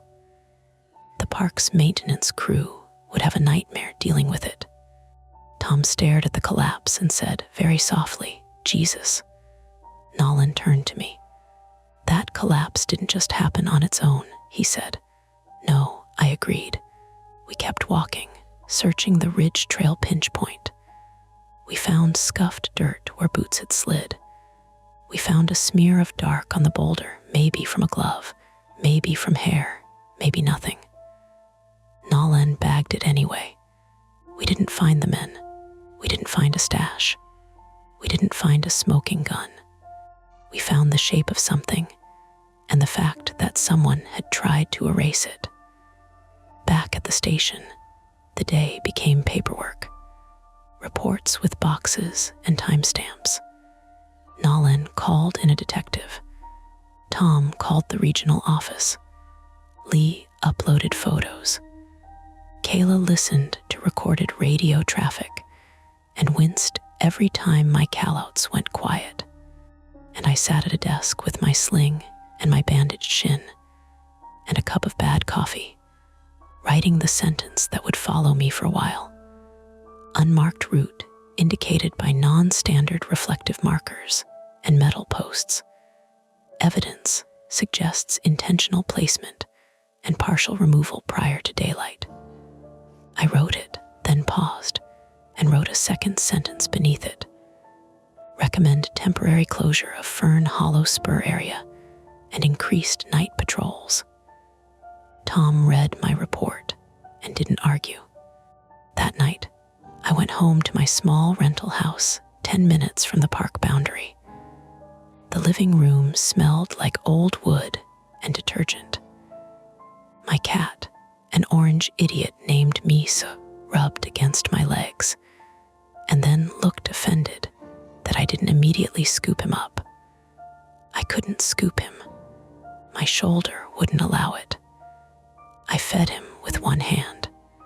I sat on my couch and stared at the dark window, listening to the normal sounds of a neighborhood. A distant TV, a car passing, someone's dog barking once and then stopping. Normal. My phone buzzed. A text from Kayla, "You good?" I stared at it for a long second, then typed back, "Alive. Not good, but alive." She replied almost immediately, "Same." I set the phone down and tried to rest. But every time I closed my eyes, I saw the aluminum diamond flashing back at my headlamp like an eye. I heard the hammer tapping on rock. I felt the slope sliding away, the root tearing out in my hand. Around midnight, I got up and walked to the kitchen for water. The house creaked the way houses do. I tried to tell myself that was all it was. On the counter, my keys sat beside my GPS unit. I'd plugged it in to charge. The screen was dark, charging quietly, obedient. I picked it up and scrolled through the waypoints with my thumb. WP 18. Still there. A little dot in a digital memory that didn't care if a post was removed or tape was torn down. A dot that said I was here. I zoomed out and looked at the breadcrumb trail from the night. The official ridge line, the deviation downhill, the creek crossing, and then something I hadn't noticed before because I hadn't zoomed out enough. A second breadcrumb track, not mine, thin, fainter, running parallel to my spur for a short distance, then looping up toward the ridge pinch point ahead of us, then back down toward the creek again. At first, I thought it was an old saved track from some previous hike, but my device only stored my own unless I imported others. I hadn't imported anything. My thumb hovered over the screen. My skin prickled. The GPS unit wasn't supposed to do that.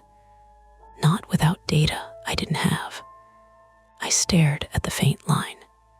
It wasn't perfectly clean, more like a series of pings, as if someone had walked with a device that occasionally recorded, not continuously. Maybe it was interference, a glitch, a ghost track from a satellite error. Maybe, or maybe in the scramble when I threw my pack, when I wrestled with the man at the boulders, when my radio screamed into the trees, someone's device had been close enough, connected long enough, to handshake something I didn't understand. I turned the unit off and set it back down like it was hot. I drank my water. Then I went back to the couch and sat with my shoulder throbbing and my cat purring against my calf. And I did what I always do when the park refuses to fit into procedure. I tried to make it ordinary. I told myself daylight had brought evidence, that the sheriff was involved, that the park would close the area, that we would patrol, that the trail didn't appear at night. It was built, marked, used, and then erased. But even as I repeated those facts like a prayer, I couldn't stop thinking about one thing Ryan had said, voice thin with cold. They come at night. I thought about the sound I'd heard at the end, the scrape of metal being pulled from soil. And I wondered, with a kind of tired dread that didn't feel like panic anymore. How many posts were still out there, waiting to be put back in when the park went dark again? The shadows fade for now, but the stories never end. Don't forget to hit like, subscribe to Mia Horror Stories, and join our community of horror lovers. If you're hungry for more, check out the next video. Just remember, the scariest part is often the one you don't see coming. Hey everyone, this is Mia Horror Stories, and the title of today's horror story is The Elevator in My Building Goes to a Floor That Isn't Listed. For your comfort, the screen will stay black throughout the video, so you can relax without strain and just focus on the story. Make sure you stick around until the end. Sometimes the last few moments are the ones that stay with you the longest. The elevator shouldn't have stopped between floors. That's what I told myself first. It gave a small, shuddering pause somewhere between 6 and 7, the kind you barely notice unless you're already watching the numbers. I was watching because the overhead light had flickered twice on the ride down, and I don't like flickering lights. They make me feel like I'm about to be trapped inside something that doesn't care whether I get out. The numbers above the door glowed red. 6, then nothing. A soft mechanical whine came from somewhere behind the paneling, the kind of sound you'd normally ignore, except it stretched on too long, thin, persistent, like a tea kettle that never quite boils. Then the display blinked. Not 7, not 5, just a dash, a horizontal red line. The car lurched gently and continued down. I let out the breath I hadn't realized I was holding. Old building, old wiring. That's what I told myself. When the doors slid open, we weren't in the lobby. I know the lobby of my building well. It smells like rubber mats and old mail. There's a faded security desk no one uses and a vending machine that hasn't worked since 2019. This wasn't that. The doors opened onto a dim hallway with concrete floors and fluorescent lighting that buzzed faintly overhead. No windows, no mailboxes, no exit sign, just a long corridor painted a pale institutional green. There was no floor number on the wall. I stood there for a moment, waiting for something to click into place in my brain. Basement, maintenance level. I'd lived here 3 years. There's no basement. The laundry is on too. Behind me, someone cleared their throat. A voice said, uncertain. I turned. Daniel Mercer, 32, male, stood near the back corner of the elevator, holding a canvas grocery bag against his chest. He works remote for a marketing firm, always in soft sweaters, always polite, always slightly apologetic for taking up space. We've shared the elevator dozens of times, but never much more than nods. Now he was staring at the hallway like it had personally offended him. Is this new? He asked. It's not the lobby, I said. The doors remained open. No one moved. The fluorescent lights in the hallway hummed. Somewhere down the corridor, a metal door clanged shut with a hollow echo.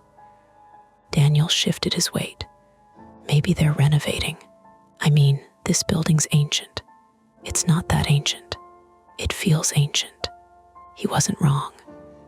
Our building sits in Milwaukee's Lower East Side, brick facade from the 70s, balconies bolted on later like afterthoughts. It creaks in winter. The pipes complain every time someone showers upstairs, but I know every floor. I'm Claire Donovan, 29, female, freelance graphic designer. I work from home more than I should. I've always been hyper-aware of my surroundings. It's not paranoia. At least that's what I tell myself. It's preparation. I like knowing exits. I like knowing what's normal so I can feel when something is. This wasn't normal. Daniel leaned forward slightly, peering past the threshold without stepping out. Maybe it's the basement level for utilities. Sometimes they keep it unmarked. There's no basement, I said again. The elevator gave a small warning chime. Doors closing. We both instinctively stepped forward, as if afraid of being carried somewhere worse. I put a hand out, blocking the sensor. The doors slid back open. The hallway didn't change. Same green paint. Same faint buzz. The air smelled like dust and something metallic like coins. Daniel let out a soft laugh that didn't sound convinced. Okay, so either we step out and figure out where we are, or we let it close and hope it takes us somewhere familiar. Or we hit lobby again. He pressed the L button. Nothing. He pressed it harder. Still nothing. The dash remained on the display.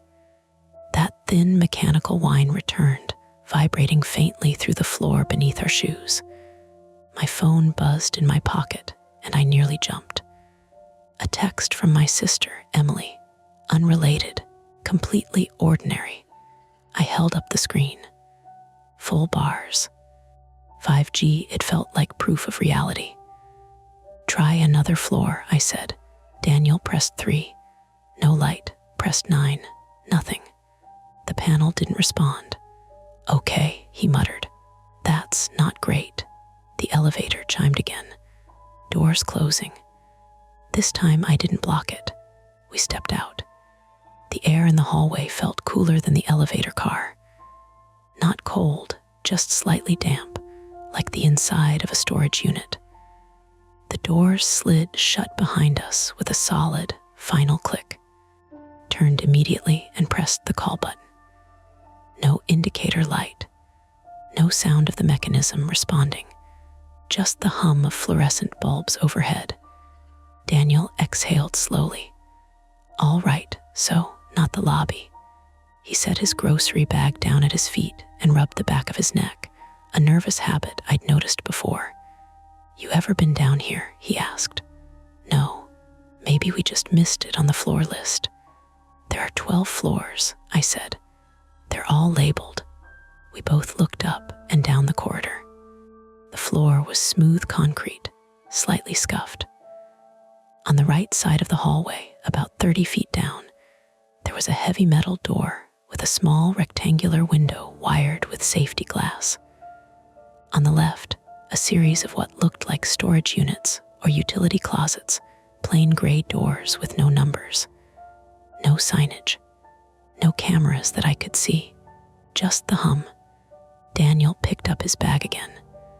We should probably check for stairs. Yeah, we started walking. Our footsteps echoed more than they should have. The ceiling felt lower than in the rest of the building. I became hyper-aware of the rhythm of the lights overhead, one flickering faintly near the far end. There was a faint smell here I couldn't place. Not mold, not sewage, just stale air. We passed the first gray door. No handle, just a recessed pull. Daniel hesitated. Should we? I shook my head. Let's find stairs first. He nodded quickly, relieved. About halfway down the corridor, a sound carried faintly toward us. Not mechanical. Not from the building. Voices, low, indistinct. Daniel stopped walking. Do you hear that? Yes. We both stood still, listening. 2 voices, maybe 3, muffled. The words blurred together by distance and concrete. That, more than anything else, grounded me. If people were talking, then this was just another part of the building. Maybe we'd stumbled into some maintenance level tenants weren't meant to access. Maybe the elevator malfunctioned and brought us here by accident. I felt the tension in my shoulders loosen slightly. Daniel gave a small, relieved smile. Okay, good, that's good. We're not, he stopped himself. We're not what? I asked. Nothing. He doesn't like sounding dramatic. I know know that about him. We continued walking toward the metal door at the end. The closer we got, the clearer the voices became, but still indistinct, like they were behind another wall or around a corner beyond that door. I noticed something else then. There were no fire sprinklers on the ceiling, no exit signs, no posted safety maps. Every other floor in the building has at least 2 laminated evacuation diagrams near the elevators. There was nothing here. Daniel reached the metal door first. He leaned forward, peering through the small wired window. "I can't see much," he said. "Just another hallway. Can you hear them?" "Yeah, louder now." He hesitated before reaching for the handle. "Wait," I said. He paused. "What?" I stepped closer and looked through the window myself. Beyond the door was indeed another corridor, narrower. At the far end, a faint light shifted as if someone had moved past it. The voices were clearer now. Definitely more than one person. Adult, male maybe. None of it sounded panicked. None of it sounded like residents. My mind ran through possibilities. Contractors, building management, something scheduled we weren't informed about. But why wasn't this level listed? Why didn't the elevator buttons work? Daniel looked at me, eyebrows raised in a silent question. "We can't just stay here," he said quietly. "The elevator's not responding." I glanced back down the hallway toward the gray doors, toward the elevator we'd stepped out of. The corridor behind us looked longer now than it had a minute ago. "You're right," I said. He wrapped his fingers around the handle. I reached for my phone and opened the camera app without really thinking about it. Just in case. "Okay," Daniel said. "On 3, I nodded. 1, the fluorescent light above us flickered once. 2, the voices beyond the door went abruptly quiet. Daniel's grip tightened.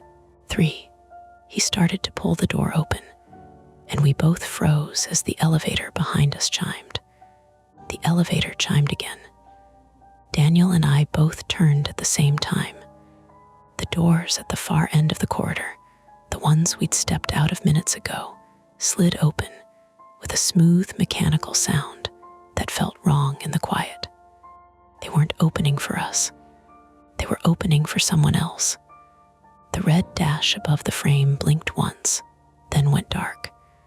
We stood frozen halfway between the metal door and the elevator, caught in that awful space where your brain hasn't decided yet whether this is inconvenient or dangerous. Footsteps, not ours, from inside the elevator car. Slow, unhurried. Daniel whispered, "Did you press anything?" "No." The footsteps stepped out onto concrete. A man's voice drifted down the corridor, casual, distracted. "Yeah, I'm on the lower level." "No, not the basement. The other one, the other one." I grabbed Daniel's sleeve without thinking. The voice continued, slightly clearer now. "No, it's not on the tenant list. That's kind of the point."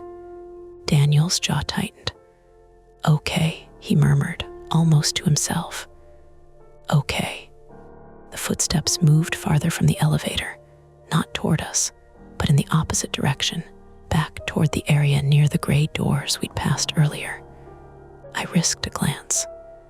A man in dark jeans and a navy jacket walked away from the elevator, phone pressed to his ear. Late 30s maybe, clean-shaven, calm. He didn't look surprised to be here. He didn't look lost. He walked like this was normal. I leaned closer to Daniel. He said lower level. Daniel swallowed. "You heard that too." The man stopped near one of the gray doors and pulled something from his pocket, a key card. He swiped it along a barely visible panel next to the door. The door clicked. He stepped inside, closed it behind him. The corridor returned to its steady fluorescent hum. Daniel let out a shaky breath. "Okay, so this is definitely part of the building. not for tenants. He nodded slowly. A thought began forming in my head, ugly and persistent. The other one, lower level, not on the tenant list. My building is 12 stories, residential, no offices, no retail. The only non-apartment space is the laundry room and a locked management office that's been empty since I moved in. Maybe it's storage, Daniel said, but it sounded like he was trying to convince himself. Or some kind of equipment room. Why would it need keycard access? He didn't answer. The metal door in front of us, the one we'd been about to open, now felt like less of a mystery and more of a boundary. Behind it, those voices had stopped because they'd heard us, or because they'd heard the elevator. Daniel shifted his weight. We could ask him. I stared at him. Ask him what this level is, and say what? Hi, sorry, your secret floor accidentally kidnapped us. He let out a short breath that might have been a laugh. When you put it like that. The elevator doors behind us slid shut with a firm thud. Both of us flinched. I turned and walked quickly back toward it, pressing the call button again. Nothing, no light, no movement. Claire, Daniel said quietly. Yeah, look, he pointed at the panel above the elevator doors. The red display wasn't blank anymore. It showed a number. I stared at it. Our building has 12 floors. Okay, Daniel said, voice thin. That's new. It wasn't there before. I know. The number stayed lit for a few seconds. Then it flickered, returned to a dash, and went dark again. A prickle of something unpleasant crawled up the back of my neck, not fear exactly, more like the realization that I'd stepped into something procedural and deliberate. This wasn't a glitch. It was access controlled. I pulled out my phone again, still full bars. I opened Google and searched our building's address plus lower level. Nothing, just rental listings and old Yelp reviews. Daniel paced a small circle. Okay, so we have options. Do we? We can knock on that gray door where the guy went in and explain how we got here. He hesitated. Or we can try the metal door. Maybe that leads to stairs. Or we can call someone. Who? Building management. I scrolled through my contacts and found the number for the property management company. It rang 4 times before going to voicemail. Of course it did. It was Thursday evening. I tried 911. Not because I thought this was an emergency yet, but because I wanted to know if it would go through. It rang once. I hung up before it connected. Daniel stared at me. You were going to call the cops. I wanted to see if I could. He nodded slowly. He has this thing about police. He's mentioned it once or twice, in passing, an overreaction to being questioned years ago about something he didn't do. He hates the idea of looking suspicious. This isn't illegal, he said quickly, as if defending himself from a thought I hadn't spoken. I didn't say it was. Silence stretched between us. I could hear something faint now, like a ventilation system turning on somewhere deeper in the level. A low, steady rush of air. Daniel rubbed his face. Okay, let's think. He does that when he's anxious, tries to impose structure. The guy had a key card, he continued, which means this is controlled access, which means it's intentional, which means it's not an accident, he nodded. And if it's intentional, I said slowly, then the elevator bringing us here wasn't random. The thought settled heavily between us.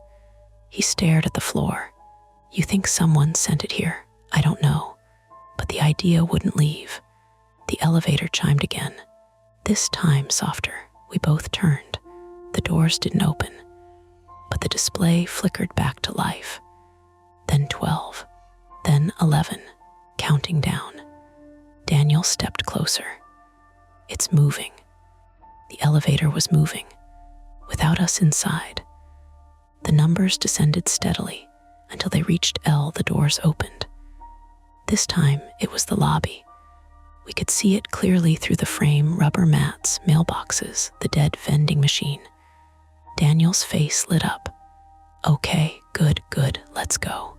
He grabbed his grocery bag and started walking. I didn't move. Claire, I stared at the open elevator. It was empty, waiting. Why now? I asked quietly. What? It didn't respond before. Now it does. Because it finished whatever cycle it was on. I shook my head. The doors remained open, too long. Daniel looked between me and the elevator. We can stand here and theorize, or we can leave. He was right. The practical choice was obvious, but something gnawed at me. If we stepped inside and the doors closed, we'd be in a box controlled by whatever system had just taken us to 13. And now that we knew 13 existed, the idea of stepping back and felt different. Personal. Giving permission. Daniel noticed my hesitation. You're afraid it'll take us somewhere else. I met his eyes. Yes, he nodded slowly. Me too. The fluorescent light above us flickered again, longer this time. From down the corridor, one of the gray doors clicked. Opened. The man with the navy jacket stepped back out, phone no longer at his ear. He saw us immediately. His expression didn't change, but something in his posture did, straightened, alert. Can I help you? He called down the hallway. His tone wasn't aggressive. It wasn't friendly either. Daniel glanced at me. I stepped forward slightly, forcing my voice steady. The elevator brought us here by mistake. The man's eyes shifted briefly to the open elevator behind us, then back to us. That shouldn't happen, he said evenly. Well, Daniel said, attempting a half smile. It did. The man started walking toward us. His footsteps were unhurried, but direct. As he got closer, I noticed a small badge clipped to his belt. Not a police badge, something corporate. No logo I recognized. You residents? He asked. Yes, I said. What floor? 8. He nodded slowly, as if filing that away. This level is restricted, he said. You shouldn't be here. We figured that out, Daniel said. The man stopped a few feet away.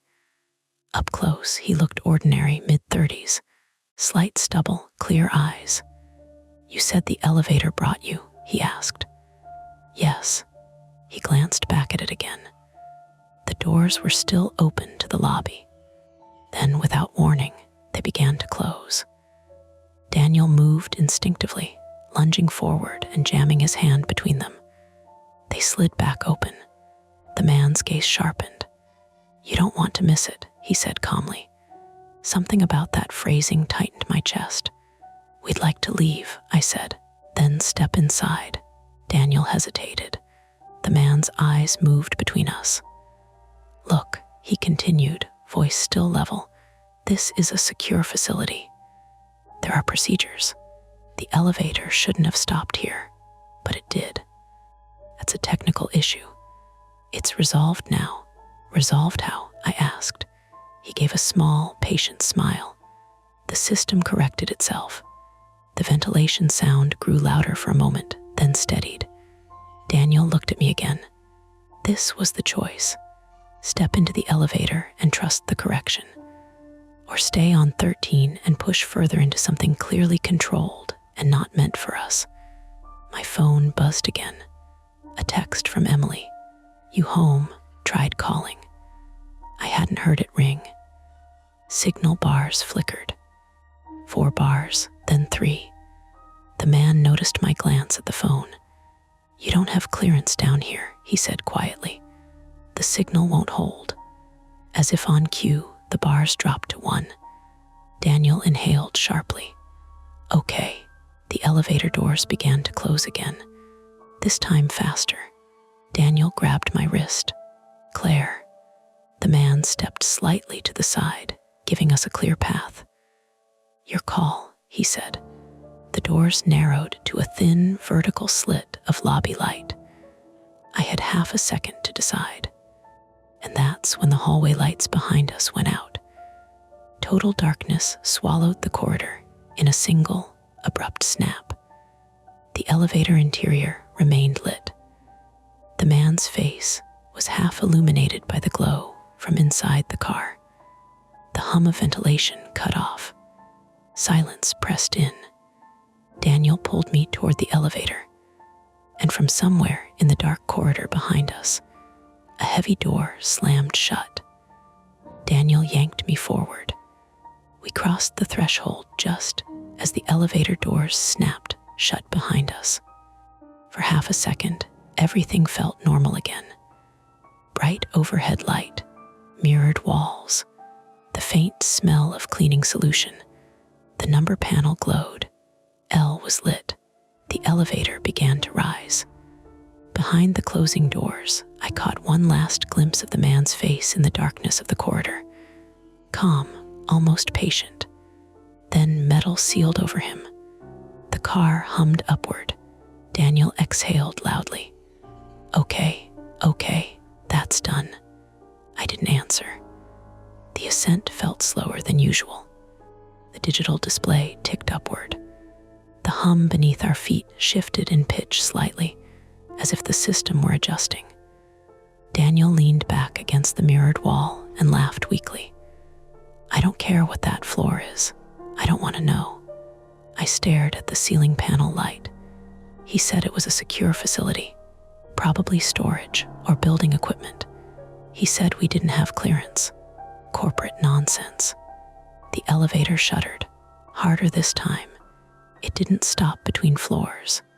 It jolted. The lights flickered once, then went out. Total darkness. Daniel swore softly. The elevator continued moving. The motor sound was still there, but different, less steady, like something straining. Emergency lights kicked on after a second, dim red strips along the floor. The air felt closer immediately. Okay, Daniel said, breathing faster. This is still fine. Power flicker. Backup system. The car slowed, then stopped. The display above the door glowed faintly.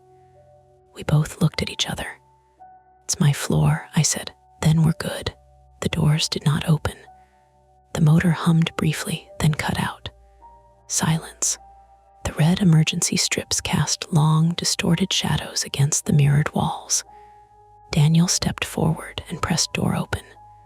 Nothing. He pressed 8 again. The button did not light. Claire, he said, voice thinner now. It's not responding. I moved beside him and hit the alarm button. A sharp, metallic bell rang inside the car, shrill, close to the ear. No voice came over the speaker. No automated message. Just the bell echoing in the small space. Daniel hit it again. Nothing changed. I pulled out my phone. No signal, not even one bar. That's not possible, I muttered. We were between floors now, probably aligned with 8. Signal should have been fine. Daniel wiped his palms on his jeans. We're stuck. The word settled heavily. Stuck is manageable, I told myself. Elevator stall. You call emergency services. They fix it. But the emergency system wasn't responding. I pressed the call button again. Silence. The air began to feel warmer. Daniel shifted, restless. Maybe it's just misaligned. Maybe if he stopped. We both heard it. A faint scraping sound above us, like something dragged across metal, slow, deliberate. We both tilted our heads upward. Probably cables, Daniel said quickly. I nodded, even though it didn't sound like cables. It sounded like something moving. A long scrape, then a thud, directly above the car. Daniel's breath hitched. Maintenance, he whispered. Could be maintenance. He grabbed his grocery bag and set it on the floor, rummaging inside like the answer might be between the milk and cereal. What are you looking for? I don't know. He pulled out a metal water bottle. I can wedge the doors, he said. They're sealed. Yeah, but if we can pry them even a little. He jammed the bottle into the seam between the two metal doors and pushed. It didn't budge. He grunted, leaning his weight into it. The bottle bent slightly. Nothing else did. He let go, breathing harder. The scraping above us resumed, then stopped abruptly. A mechanical clank echoed down the shaft. The elevator dropped, not far, maybe half a foot, but enough to send both of us stumbling. Daniel hit the wall. I grabbed the rail and steadied myself. Okay, he said, voice trembling. Okay, that's not maintenance. I swallowed. My heart was pounding hard enough that I could feel it in my throat. Emergency services, I said. We call again. No signal. We try. I moved to the corner of the car, holding the phone high, then low, then near the floor. Nothing. Daniel stared at the ceiling panel. What if he did this? He said suddenly. The guy. He knew we didn't have clearance. He told us the system corrected itself. I didn't like where his thoughts were going. You think he sent us somewhere? I don't know. But he didn't seem surprised. Another metallic bang above us. This time followed by a dull vibration through the car. Dust trickled down from the ceiling seam. Daniel coughed. Okay, he said. Okay, we need to get out, not wait. How? The top hatch. I looked up. There's a small square emergency hatch in most elevators. It's not meant for passengers to use, but it exists. Daniel dragged himself up onto the railing, gripping the edge of the ceiling panel. Be careful, I said. He pushed at the square outline. It didn't move. He pushed harder. It shifted slightly, then stuck. He dropped back down, wincing. What? I asked. My shoulder. I pulled something. He rotated it cautiously. That drop didn't help. Great. First physical toll. The air felt thicker now. No ventilation. Sweat prickled along my spine. I stepped forward and tried the hatch myself. I'm not strong. I've never been strong. But I hate feeling powerless. I dug my fingers into the seam and pulled. The panel shifted an inch. Light filtered through from above, white harsh. And then a shadow moved across it. I froze. Daniel stared up with me. The shadow lingered, then resolved into something familiar. A boot. Someone was standing on top of the elevator car. Daniel's face drained of color. Maintenance, he whispered again, but it sounded more like a plea. The boot shifted. A metal tool clanged against the shaft wall. Then a voice filtered down faintly through the hatch. Jammed between 8 and 9, the words were muffled, but real, human. Daniel let out a shaky laugh. Okay, okay. They're fixing it. Relief hit me so hard it almost made my knees buckle. Of course, the system malfunctioned. It locked us between floors. Maintenance got alerted automatically. The scraping was tools. The banging was mechanical adjustment. The shadow was a worker. Daniel leaned his forehead against the cool metal wall. We're idiots. I almost smiled. Then the voice above continued. Not on the system log, pause.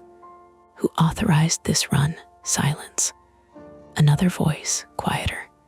It came from 13. Daniel and I locked eyes. The boot shifted again. A heavy metallic thud echoed as something above the car was adjusted. Then, without warning, the emergency light strips flickered and went out. Darkness swallowed us again. Total. No red glow, no display, nothing. Daniel inhaled sharply. Claire, I'm here. My voice sounded too loud in the dark. Above us, a sudden burst of light flared through the hatch opening, as if someone had shined a flashlight directly down.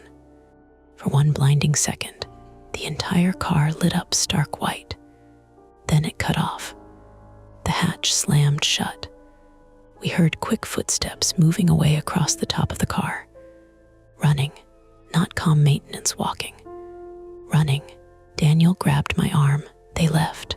The motor beneath us roared suddenly to life. Not the smooth hum from before. A loud, grinding surge. The elevator lurched downward, fast. Too fast. Daniel and I were thrown against the wall as gravity shifted under us.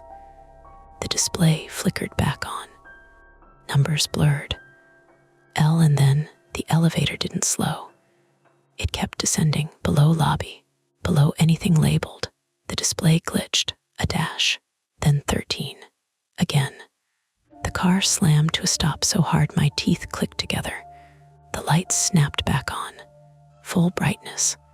The doors slid open immediately. We were back on the green corridor, but it wasn't the same. The fluorescent lights were off.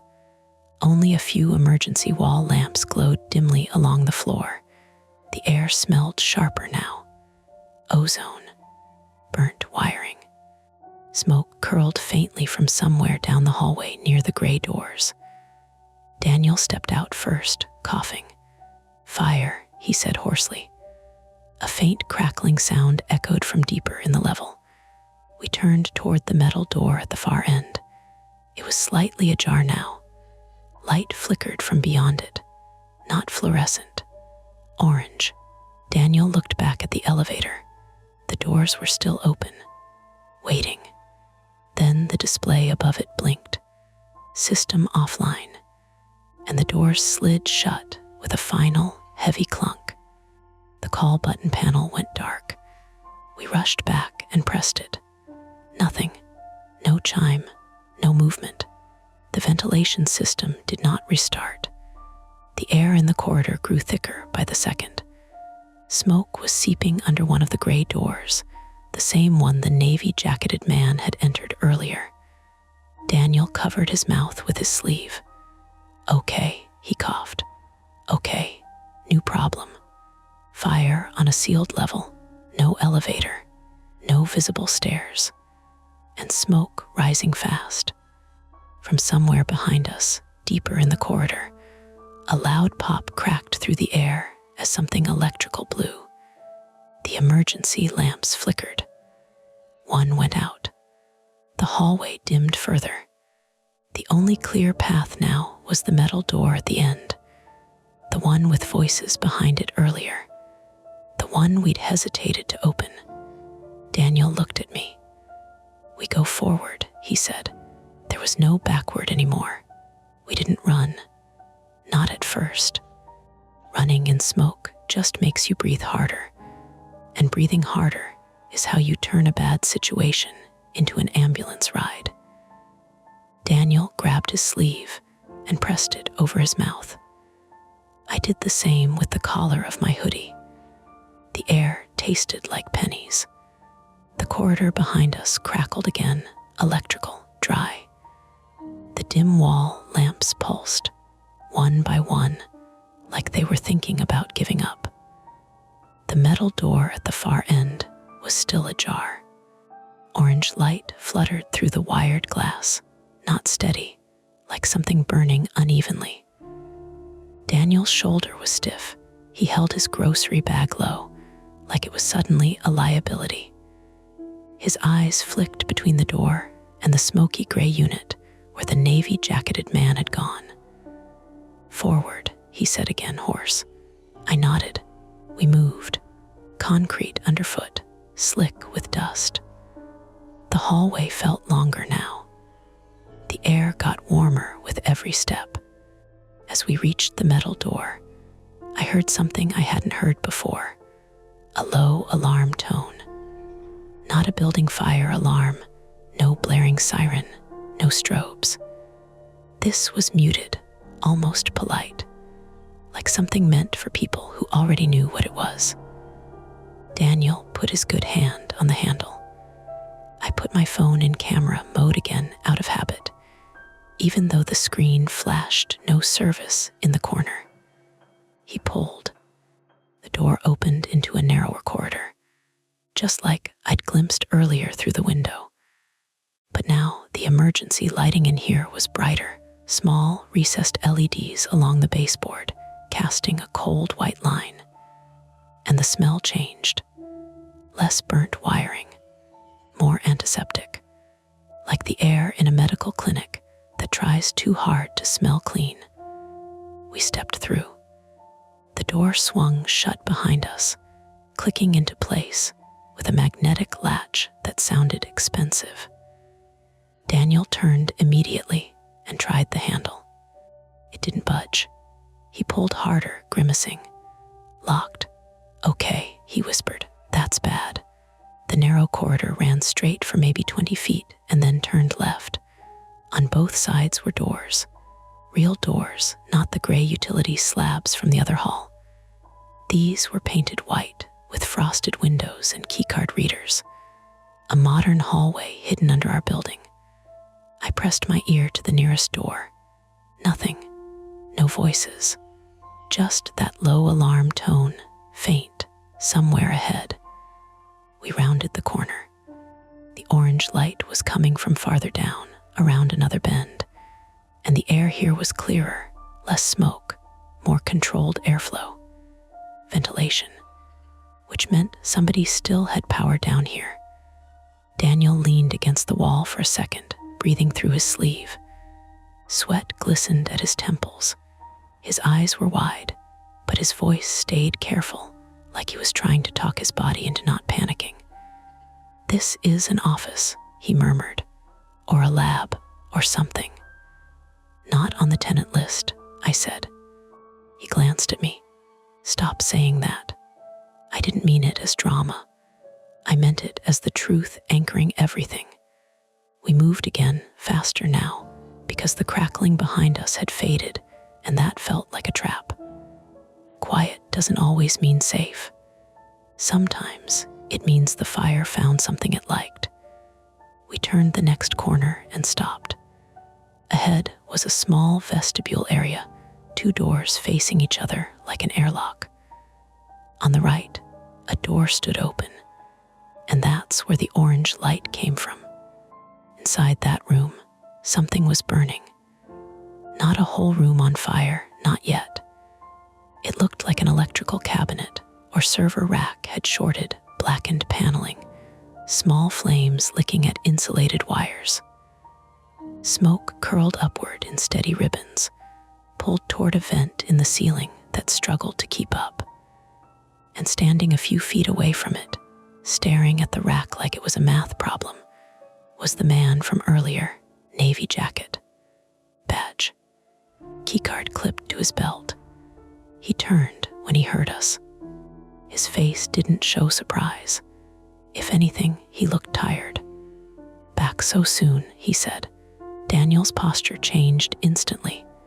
He squared his shoulders, then winced at the injured one. Still, he stepped forward like he was trying to be bigger than his fear. "You locked us in," Daniel said. The man's gaze flicked to the closed door behind us, then back. "I didn't." "You were there," I said. My voice came out sharper than I expected. The lights went out. The elevator dropped. Now there's a fire and we can't get out. The man exhaled slowly through his nose, like he'd heard 1,000 versions of this complaint. "This level isn't for residents," he said. "We know," Daniel snapped. "We don't care what it's for. We need stairs. We need out." The man's eyes narrowed slightly. His calm shifted, still controlled, but less patient now. "You should have stepped out in the lobby when you had the chance," he said. "We tried," I said. "We got stuck between 8 and 9. Maintenance was up there. They said it came from 13. At the word 13, his jaw tightened. Just a tiny movement, but it was the first crack in his composure. Daniel noticed too. "You're hiding something," Daniel said, quieter. "Whatever this is." The man took a step back toward the burning cabinet, then glanced up at the vent like he was deciding how much time he had. "I'm going to ask you both to stay calm," he said, "and stop moving." That hit wrong. Not stay back. Not don't go near the fire. Just stop moving, like he wanted us still. My private fear has always been this: being contained by someone else's rules, being told to wait in a place I didn't choose, being treated like a problem to manage instead of a person to protect. It's why I watch exit signs. It's why flickering lights make me nauseous. It's why the word procedures make something in my chest go rigid. I didn't stop moving. I shifted my weight toward the left-hand door in the vestibule. It had a red sign mounted on it: stair access, authorized personnel only. There, a way out. Daniel saw it too. The man followed our gaze. "Don't," he said, and this time the word had edge. Daniel moved anyway, one step toward the stair door. The man reached for his belt. Not a gun, a radio. He pressed the button. "Control, I've got 2 residents in corridor B. They came through the service door." "I need," a loud pop interrupted him. Behind him, the burning cabinet spit sparks. The flames flared briefly, licking higher. The vent fan above it whined, then slowed, as if the surge had hit it too. The low alarm tone changed pitch. Daniel coughed. "This is going to spread." The man's eyes darted between the cabinet and us. His hand tightened on the radio. "Listen to me," he said, voice finally losing its smoothness. "If you open that stair door, you will trigger a lockdown. It will seal. You will not get it open again." "That sounds like your problem," Daniel said. "It becomes your problem when you're trapped down here," the man shot back. I stared at him. "Then open it for us." The man didn't answer immediately. That silence told me everything. He could. He just didn't want to, because letting us out meant admitting this place existed. Daniel reached the stair door and grabbed the handle. It didn't move. It was locked. He yanked again, harder, grimacing at his shoulder. The man made a small sound, frustration maybe. "I warned you." Daniel banged the door with his fist. "Open it." The man took a step toward him. I moved too, intercepting, holding my phone up not as a weapon, but as a statement. "I have video," I lied. The man's gaze flicked to my screen. For the first time, something like concern crossed his face, not fear, not guilt, just the calculation of consequences. He held up his free hand. "Put that down." "Open the door," I said. Behind him, the cabinet crackled again. Smoke thickened, and the antiseptic smell was being replaced by something uglier, burning plastic, sharp and sticky. Daniel began coughing harder. His injured shoulder made him hunch slightly, protective. The man looked at him, then at me, then back at the cabinet, as if his priorities were fighting each other. He muttered something under his breath and swiped his keycard at the stair door's reader. A green light flashed. The lock clicked. Daniel yanked the door open. A rush of cooler air spilled out. Concrete stairwell, painted cinder block, standard emergency lighting. Freedom. Daniel turned to go. The man grabbed his arm, not violently, but firmly. "Stop," he said. "You cannot go up." Daniel stared at him in disbelief. "What are you talking about?" The man's grip tightened. "If you go up, you'll trigger the building alarm system in a way that brings attention to this level. And if that happens, I can't." "You can't what?" I demanded. The man's eyes flashed. "I can't keep this contained." Contained. There it was again. My stomach turned. "You set this up under a residential building," I said, voice shaking now with anger more than fear. "And you're worried about attention." The man opened his mouth, and the stair door slammed shut by itself. Not supernatural, mechanical. A magnetic lock engaging. The green light on the reader turned red. Daniel jerked back, startled, and when he tried the handle again, it didn't budge. He yanked. Nothing. He hit it with his shoulder and immediately grimaced, clutching the injured one. Lockdown, he rasped. The man swore under his breath, harsh and real. I told you, he said, and now there was no patience left. I told you not to touch it. It locked when you opened it, I snapped. He glared at me. Because the system detected an unauthorized breach. Then undo it. He turned back to the reader, swiping his card again. Red again. Red. He tried a code on the keypad. The keypad beeped angrily. Denied. The low alarm tone in the hallway rose in volume, now unmistakably urgent. Daniel's eyes darted toward the burning cabinet. We're wasting time. The man looked at the flames, then at the ventilation vent. It's in fail-safe, he said, as if talking to himself. It's isolating sections. What does that mean? I demanded. It means you just sealed us into Corridor B, he said. The words landed like a weight. He tried the other door, the one we'd come through. It was locked from this side too, keycard reader flashing red. He swiped. Denied. He looked up sharply, as if hearing something through the walls. A deeper alarm now low, vibrating. And then the emergency baseboard lights flickered. Daniel's breathing turned ragged. We need another exit. The man's jaw worked. He looked down the corridor beyond the burning room, toward doors with frosted windows. There's a service hatch, he said. But it's not. Not what? Daniel barked. Not meant for people, the man snapped back, then caught himself. He swallowed, forced his tone down. It leads to the elevator shaft access. Maintenance can use it. I stared at him. To the shaft, he nodded. There's a ladder run. It connects to a mechanical mezzanine above 8.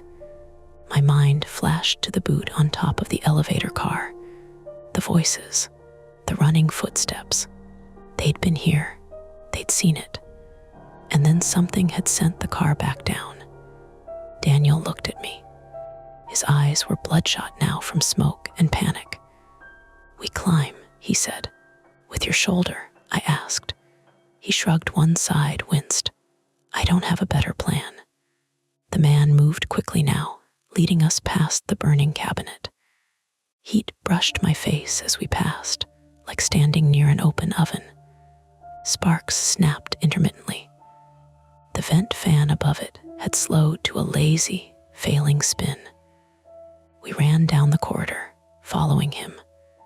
The geography mattered because my brain needed something solid. From the vestibule, we turned right, then left into another narrow passage. He stopped at a door labeled Mech Access and swiped his keycard. Green. It opened into a cramped utility room, exposed pipes, conduit, a metal ladder bolted to a wall leading up to a ceiling hatch. On the far side, a smaller access panel sat at floor level with a handle. The man knelt and pulled it open. Cool air rushed out from within. It was a shaft. Not the elevator shaft itself, but a narrow service chase running alongside it, with a ladder fixed to the side and cable bundles strapped neatly every few feet. The man shone a small flashlight down. Up, he said. We climbed to the mezzanine. From there, we can get into the main stairwell above 8. Daniel stared down the narrow chase. How far? 2 levels, the man said. Maybe 3. Daniel nodded, then looked at me. This was where our flaws collided. His fear of police, of being seen as suspicious, had kept him from wanting to call anyone earlier. My fear of being contained by a system had pushed me toward the door and triggered the lockdown. Now both fears had become real. We were trapped, and whatever this was, whatever they were doing, was absolutely not meant to come to light. Daniel swallowed hard. Claire, you first. I stared at the ladder. It was narrow, metal rungs. Realistic risk. A fall here would break bones. A sprained ankle would be a death sentence in smoke. But staying was worse. I swung my legs in, grabbed the side rails, and started climbing. The metal was cold under my palms. Behind me, Daniel muttered, "Okay," like he was talking himself into it. The man followed last, closing the panel behind him. The shaft swallowed sound. Our breathing grew loud. The alarm tone muffled, but still present, like a headache. I climbed steadily, focusing on the next rung, then the next. Halfway up, Daniel's breath hitched.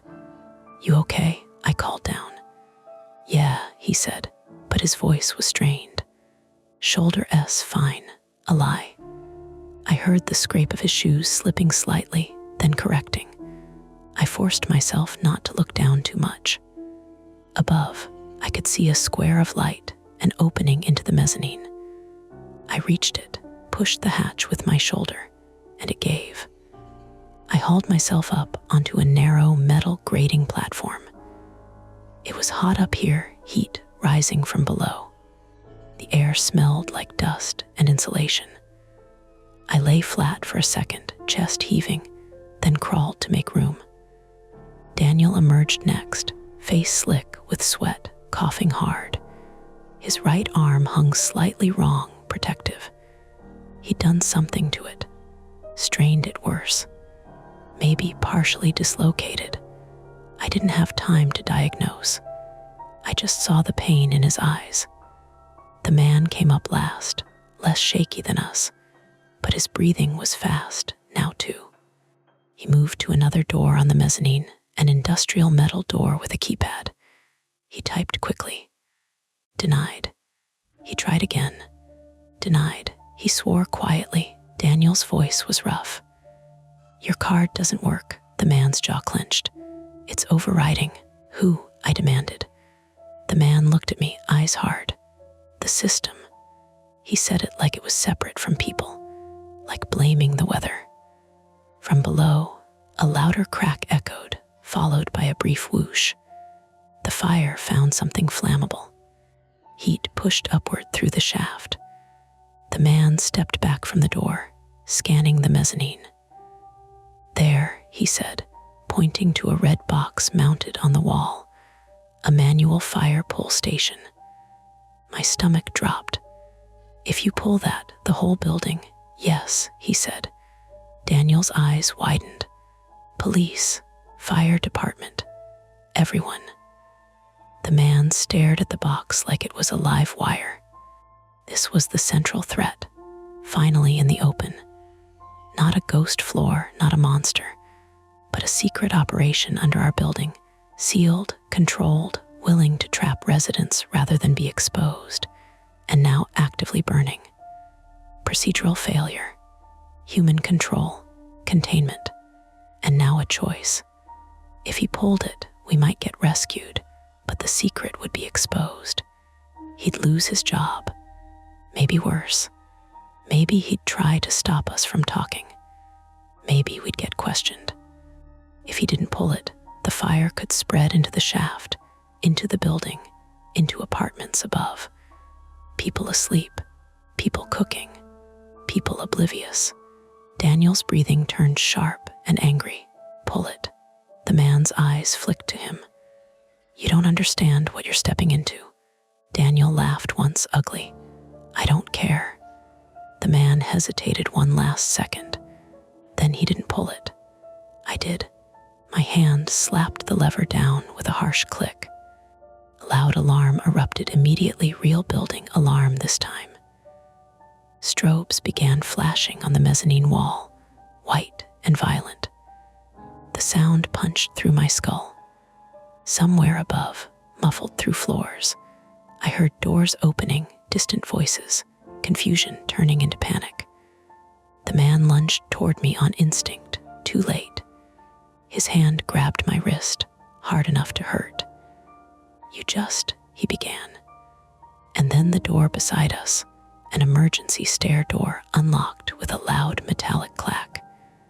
Fail, safe release. Handle dropped.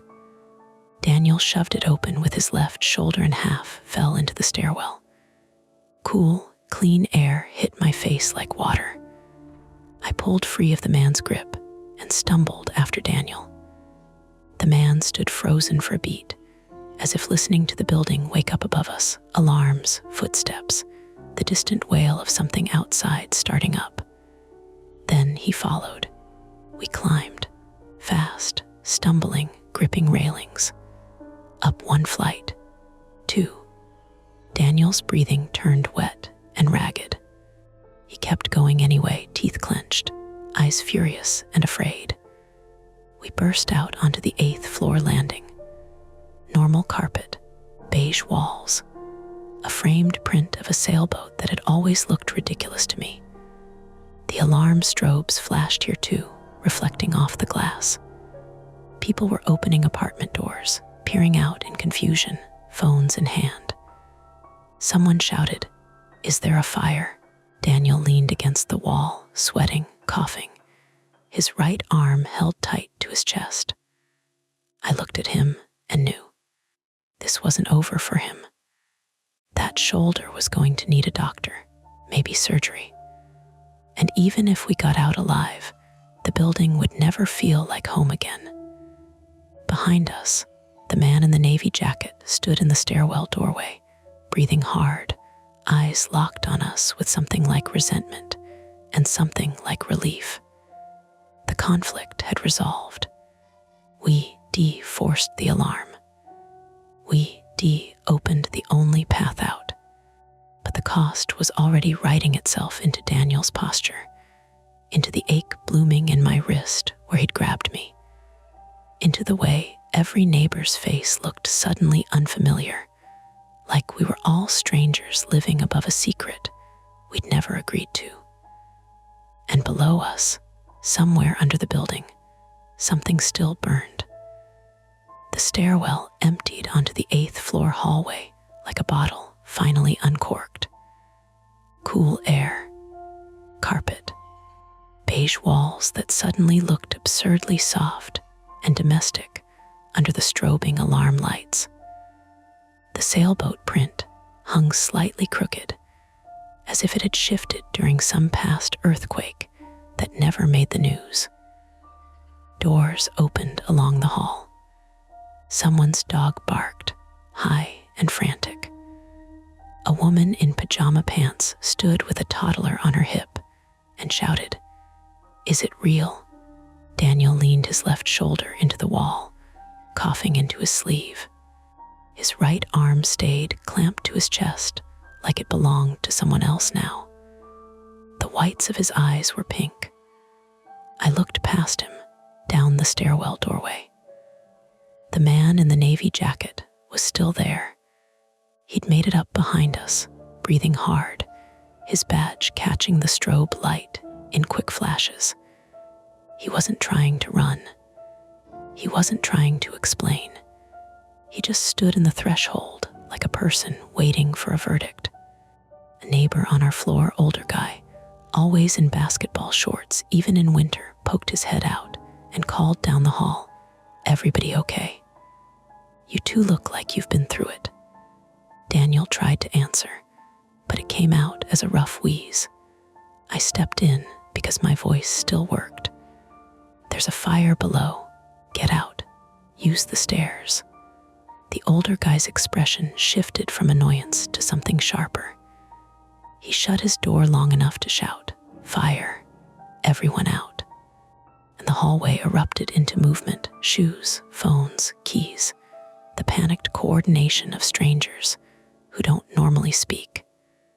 Somebody tried the elevator anyway. I heard the ding of the call button, the impatient tap. "Don't," I snapped automatically. They looked at me like I was overreacting. Then they saw Daniel's face, saw my wrist where a pale bruise was already blooming in the shape of someone's grip. Nobody argued after that. The fire alarm kept screaming, and underneath it, faint at first and then growing louder, came the sound of sirens approaching from the street. Daniel pushed off the wall. We should go down," he rasped. "Down," I echoed, disbelieving. "Out," he corrected, coughing. "Street," I nodded. We We joined the stream of people moving down the stairs, one slow flight at a time. Daniel's pace was wrong, careful, measured, like every step was a negotiation with pain. On the turns, he leaned too hard into the railing with his left hand. His right arm never moved. Every once in a while he'd stop, eyes squeezed shut, waiting for a wave of nausea or dizziness to pass. Smoke exposure, shock, adrenaline dumping out. All normal, I told myself, because normal felt like something I could hold on to. By the time we reached the lobby, the space was chaos in the most mundane way. It smelled like damp coats and cheap perfume. The dead vending machine reflected strobe flashes from the fire trucks outside. People were arguing softly with each other. Where are my keys? Did you grab the cat? What about my laptop? And then looking guilty for caring about laptops when the alarm was still screaming. The front doors were propped open. Cold February air hit my face and made me realize how hot I'd been. Outside, Milwaukee looked the way it always does in winter, dirty snow piled along the curb, streetlights hazy in the evening mist, exhaust plumes hanging over idling cars. Only now there were fire engines parked in front of my building, red lights bouncing off the brick. 2 EMTs in dark uniforms moved through the crowd with purposeful calm, carrying equipment like they'd done this 1,000 times because they had. One firefighter stood near the entrance looking up at the building, with that professional scan reading smoke, reading windows, reading the invisible. I touched Daniel's elbow gently. Medical. He started to protest, and then stopped, like his body had finally outranked his pride. We walked over. Hey, I said to the EMT, a woman with her hair pulled tight and a reflective jacket. My friend hurt his shoulder. We were stuck in the elevator, smoke too. She looked Daniel over quickly, eyes sharp and trained. Tanya Ruiz, 41, female, EMT, nodded once. Okay, sit him down. Daniel lowered himself onto the curb like it took all his strength to bend. Tanya crouched in front of him. Name, Daniel, I'm Tanya. I'm going to ask you a few questions. Can you take a deep breath for me? Daniel tried and coughed hard instead, dry and painful. Tanya's expression stayed neutral, but her tone softened. All right, we're going to get your oxygen checked. Shoulder will look at that too. She asked him about pain level, numbness, tingling. She checked his fingers, his wrist. Daniel flinched when she gently tested his range of motion. Don't move it, she said immediately. You've got significant injury. Could be dislocation, could be something torn. We'll sling it and get you in. Daniel nodded, eyes glossy. Okay. I stood a little behind, arms wrapped around myself. I could still smell smoke on my hoodie. My hands wouldn't stop trembling now that the danger had shifted away from immediate and into aftermath. Tanya glanced up at me. You okay? I'm fine, I said automatically. Her eyes dropped to my wrist. That doesn't look fine. I looked down. The bruise was darker now, a band of purple and red where someone's fingers had squeezed. I felt suddenly angry again. Not explosive anger, just a cold, steady one. That's from down there, I said. Tanya followed my gaze up to the building. Police are inside already. Fire department too. You need to tell them what happened. I swallowed. My throat tasted like smoke even out here. We will. Daniel turned his head slightly, wincing. Claire. Did you see him come out? Who? The guy. I knew exactly who he meant. I scanned the crowd, residents in slippers. A guy holding a hamster cage wrapped in a towel. A woman on the phone crying, but not saying anything dramatic, just repeating, I'm outside, I'm outside. firefighters in helmets, police officers at the building entrance. I didn't see Navy jacket. I didn't see the badge. I don't know, I said. Daniel closed his eyes like that was worse than if I'd told him yes. Tanya taped a pulse oximeter to his finger. Okay, Daniel, your oxygen's a little low. Not dangerous yet, but we're not going to play games. You're going in. He gave a weak nod. 2 firefighters came out of the building carrying equipment, talking to each other in quick, clipped phrases. Electrical source, lower level, contained, lower level. I felt that phrase hook into me. A police officer approached our area, scanning faces, clipboard in hand. He looked young, too young to have that tired expression, but he did. Officer Mark Delaney, 27, male, Milwaukee Police, stepped closer. Anyone here from the elevator incident? I was told 2 residents were stuck and came out through the stairwell. My heart thudded. I raised a hand.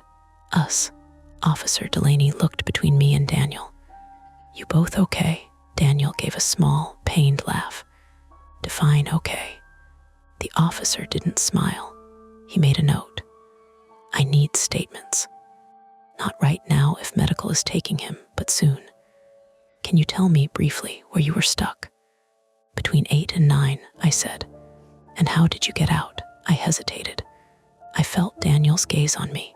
I could tell the truth and sound insane, or I could simplify it and let the story rot inside me. We ended up on a restricted lower level, I said carefully.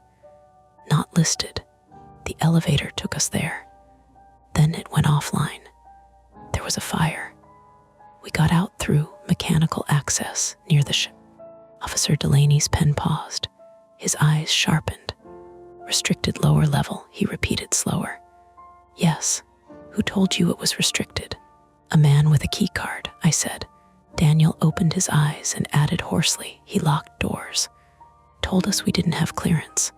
He was down there while something was burning. Officer Delaney stared for a beat longer than comfortable, then wrote something down quickly. His jaw clenched slightly, a reaction he tried to hide. Did you get a name? He asked. No, I said. Did he identify himself? Building staff, contractor. No, Daniel coughed. He had a badge. Officer Delaney's pen moved faster. Okay, he said. Okay, this is helpful. I'm going to have you talk to a detective once the scene is secure. Right now, the priority is the fire. But he glanced toward the building entrance where another officer was speaking into a radio. There are questions. That word was almost a relief because it meant I wasn't imagining it. The sirens stopped wailing as the trucks settled into place. The alarm inside the building continued, but muffled now by the heavy lobby doors closing and reopening as firefighters went in and out. Tanya stood, looping a sling around Daniel's neck and securing his arm carefully. Daniel went pale when she adjusted it, breath-catching. Ambulance, she said, and waved to a stretcher. Daniel looked at me. His eyes were watery but focused. Don't let them tell you made it up. I won't, I said. And I meant it in that moment with a kind of fierce clarity. It wasn't about justice. It was about refusing to let this become a story people laughed at in a group chat. Tanya and another EMT helped Daniel onto the stretcher. He gripped my fingers with his left hand for a second. It wasn't dramatic. It was just a human anchor. Then they rolled him toward the ambulance. As they loaded him in, Tanya looked back at me. You should get checked too. Smoke can hit later. I nodded, even though I knew I wouldn't. I didn't want to be inside any enclosed space again tonight, not even a hospital waiting room. The ambulance doors closed. Daniel disappeared. The building stood behind me, lights flashing, doors opening, people shifting in the cold. I realized I was shaking harder now than I had in the corridor, because I'd survived the part where you act and entered the part where you remember. Officer Delaney stepped away to speak to someone on his radio. Another officer approached the building entrance with yellow tape. Firefighters began guiding residents farther down the sidewalk. A man in a tan coat, property manager type, arrived looking confused and irritated, then visibly rattled when a firefighter spoke to him.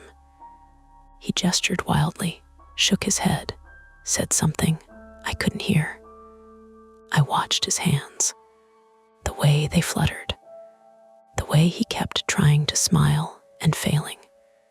He didn't look like someone who knew about a hidden level, or he looked exactly like someone who did and was practiced at not knowing.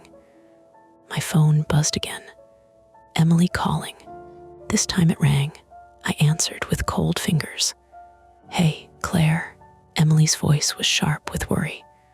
"The news is saying there's a fire in your building. Are you okay?" "I'm outside," I said. My voice sounded flat, like it belonged to someone else. "I'm okay." "What happened?" I looked up at the building. The 8th floor windows were dark. The stairwell window was lit. Somewhere below, unseen, a secret had burned enough to force itself into the open air of the city. "I don't know how to explain it," I said honestly. "The elevator went somewhere it shouldn't." There was a pause. "Are you sure you're okay?" I swallowed. "I'm sure I'm here." That was the best I could do. Across the sidewalk, I saw something that made my stomach tighten again. The navy-jacketed man. He stood near the edge of the crowd, half in shadow, without the urgency of a resident.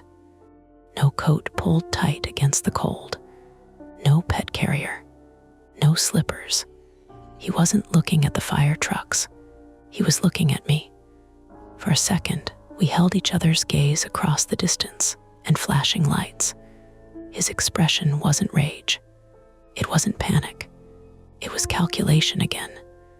He raised his hand slightly, not a wave, not a threat, just a small acknowledgement. Then he turned and walked away, moving along the sidewalk with the practiced steadiness of someone who knew which cameras were pointed where. I stepped forward instinctively, as if my body wanted to follow. My mind flashed through options: shout, point, grab an officer. And then I stopped, because what would I say? That the man who didn't exist in any tenant list was walking away from the building that wasn't supposed to have a 13th floor. I looked around for Officer Delaney. He was talking to someone near the entrance, back turned. The crowd shifted, blocking my view for a moment. When the gap opened again, the navy jacket was gone. Just another patch of dark sidewalk and drifting exhaust. Emily was still on the phone, asking me questions, filling the silence with concern. "I need to call you back," I said. "Claire, I will," I promised, and hung up. A firefighter walked past carrying a small case, face smeared with soot. Another followed with a coiled hose. Their boots thudded on the sidewalk. The building alarm stopped abruptly. The sudden quiet felt wrong. Too open. People murmured, unsure what to do without the sound telling them they were in danger. Someone laughed nervously. A few residents started drifting away toward cars, toward friends' places, toward the illusion that home was somewhere else. I stood there, staring at the lobby entrance, at the elevator bank visible through the glass, at the place where a dash on a red display had started all of this. In the days that followed, I would learn things in fragments. Daniel's shoulder was partially dislocated with ligament damage. No hero injury, just the cost of a fall in panic, and hauling himself up ladders with an arm that wasn't meant for that. He'd need physical therapy, time off, sleep that didn't come easily. The fire was contained quickly. Electrical origin, they said. A service area below the building. No fatalities. A handful of residents treated for smoke inhalation. The official report would be written in language that made everything sound routine. Investigator would ask me to walk them through it again and again, testing the edges of my story for weak points. Did the elevator show 13? Yes. Did I see the room burning? Yes. Did the man identify himself? No. Did I have video? I would say I tried. And at some point, someone building management, an attorney, someone behind a desk, would suggest gently that sometimes in emergencies, people misinterpret what they see. That stress plays tricks. That old buildings have odd service spaces, that the mind fills in gaps. They'd say it kindly, with concern, as if the thing I needed was permission to doubt myself. But the bruise on my wrist would still be there, fading from purple to yellow over a week. Daniel's sling would still be there, irritating his neck, reminding him every time he moved that something had forced him into a shaft. The fire department would place a notice in the lobby, elevator out of service until further notice. Residents would grumble. Management would promise repairs.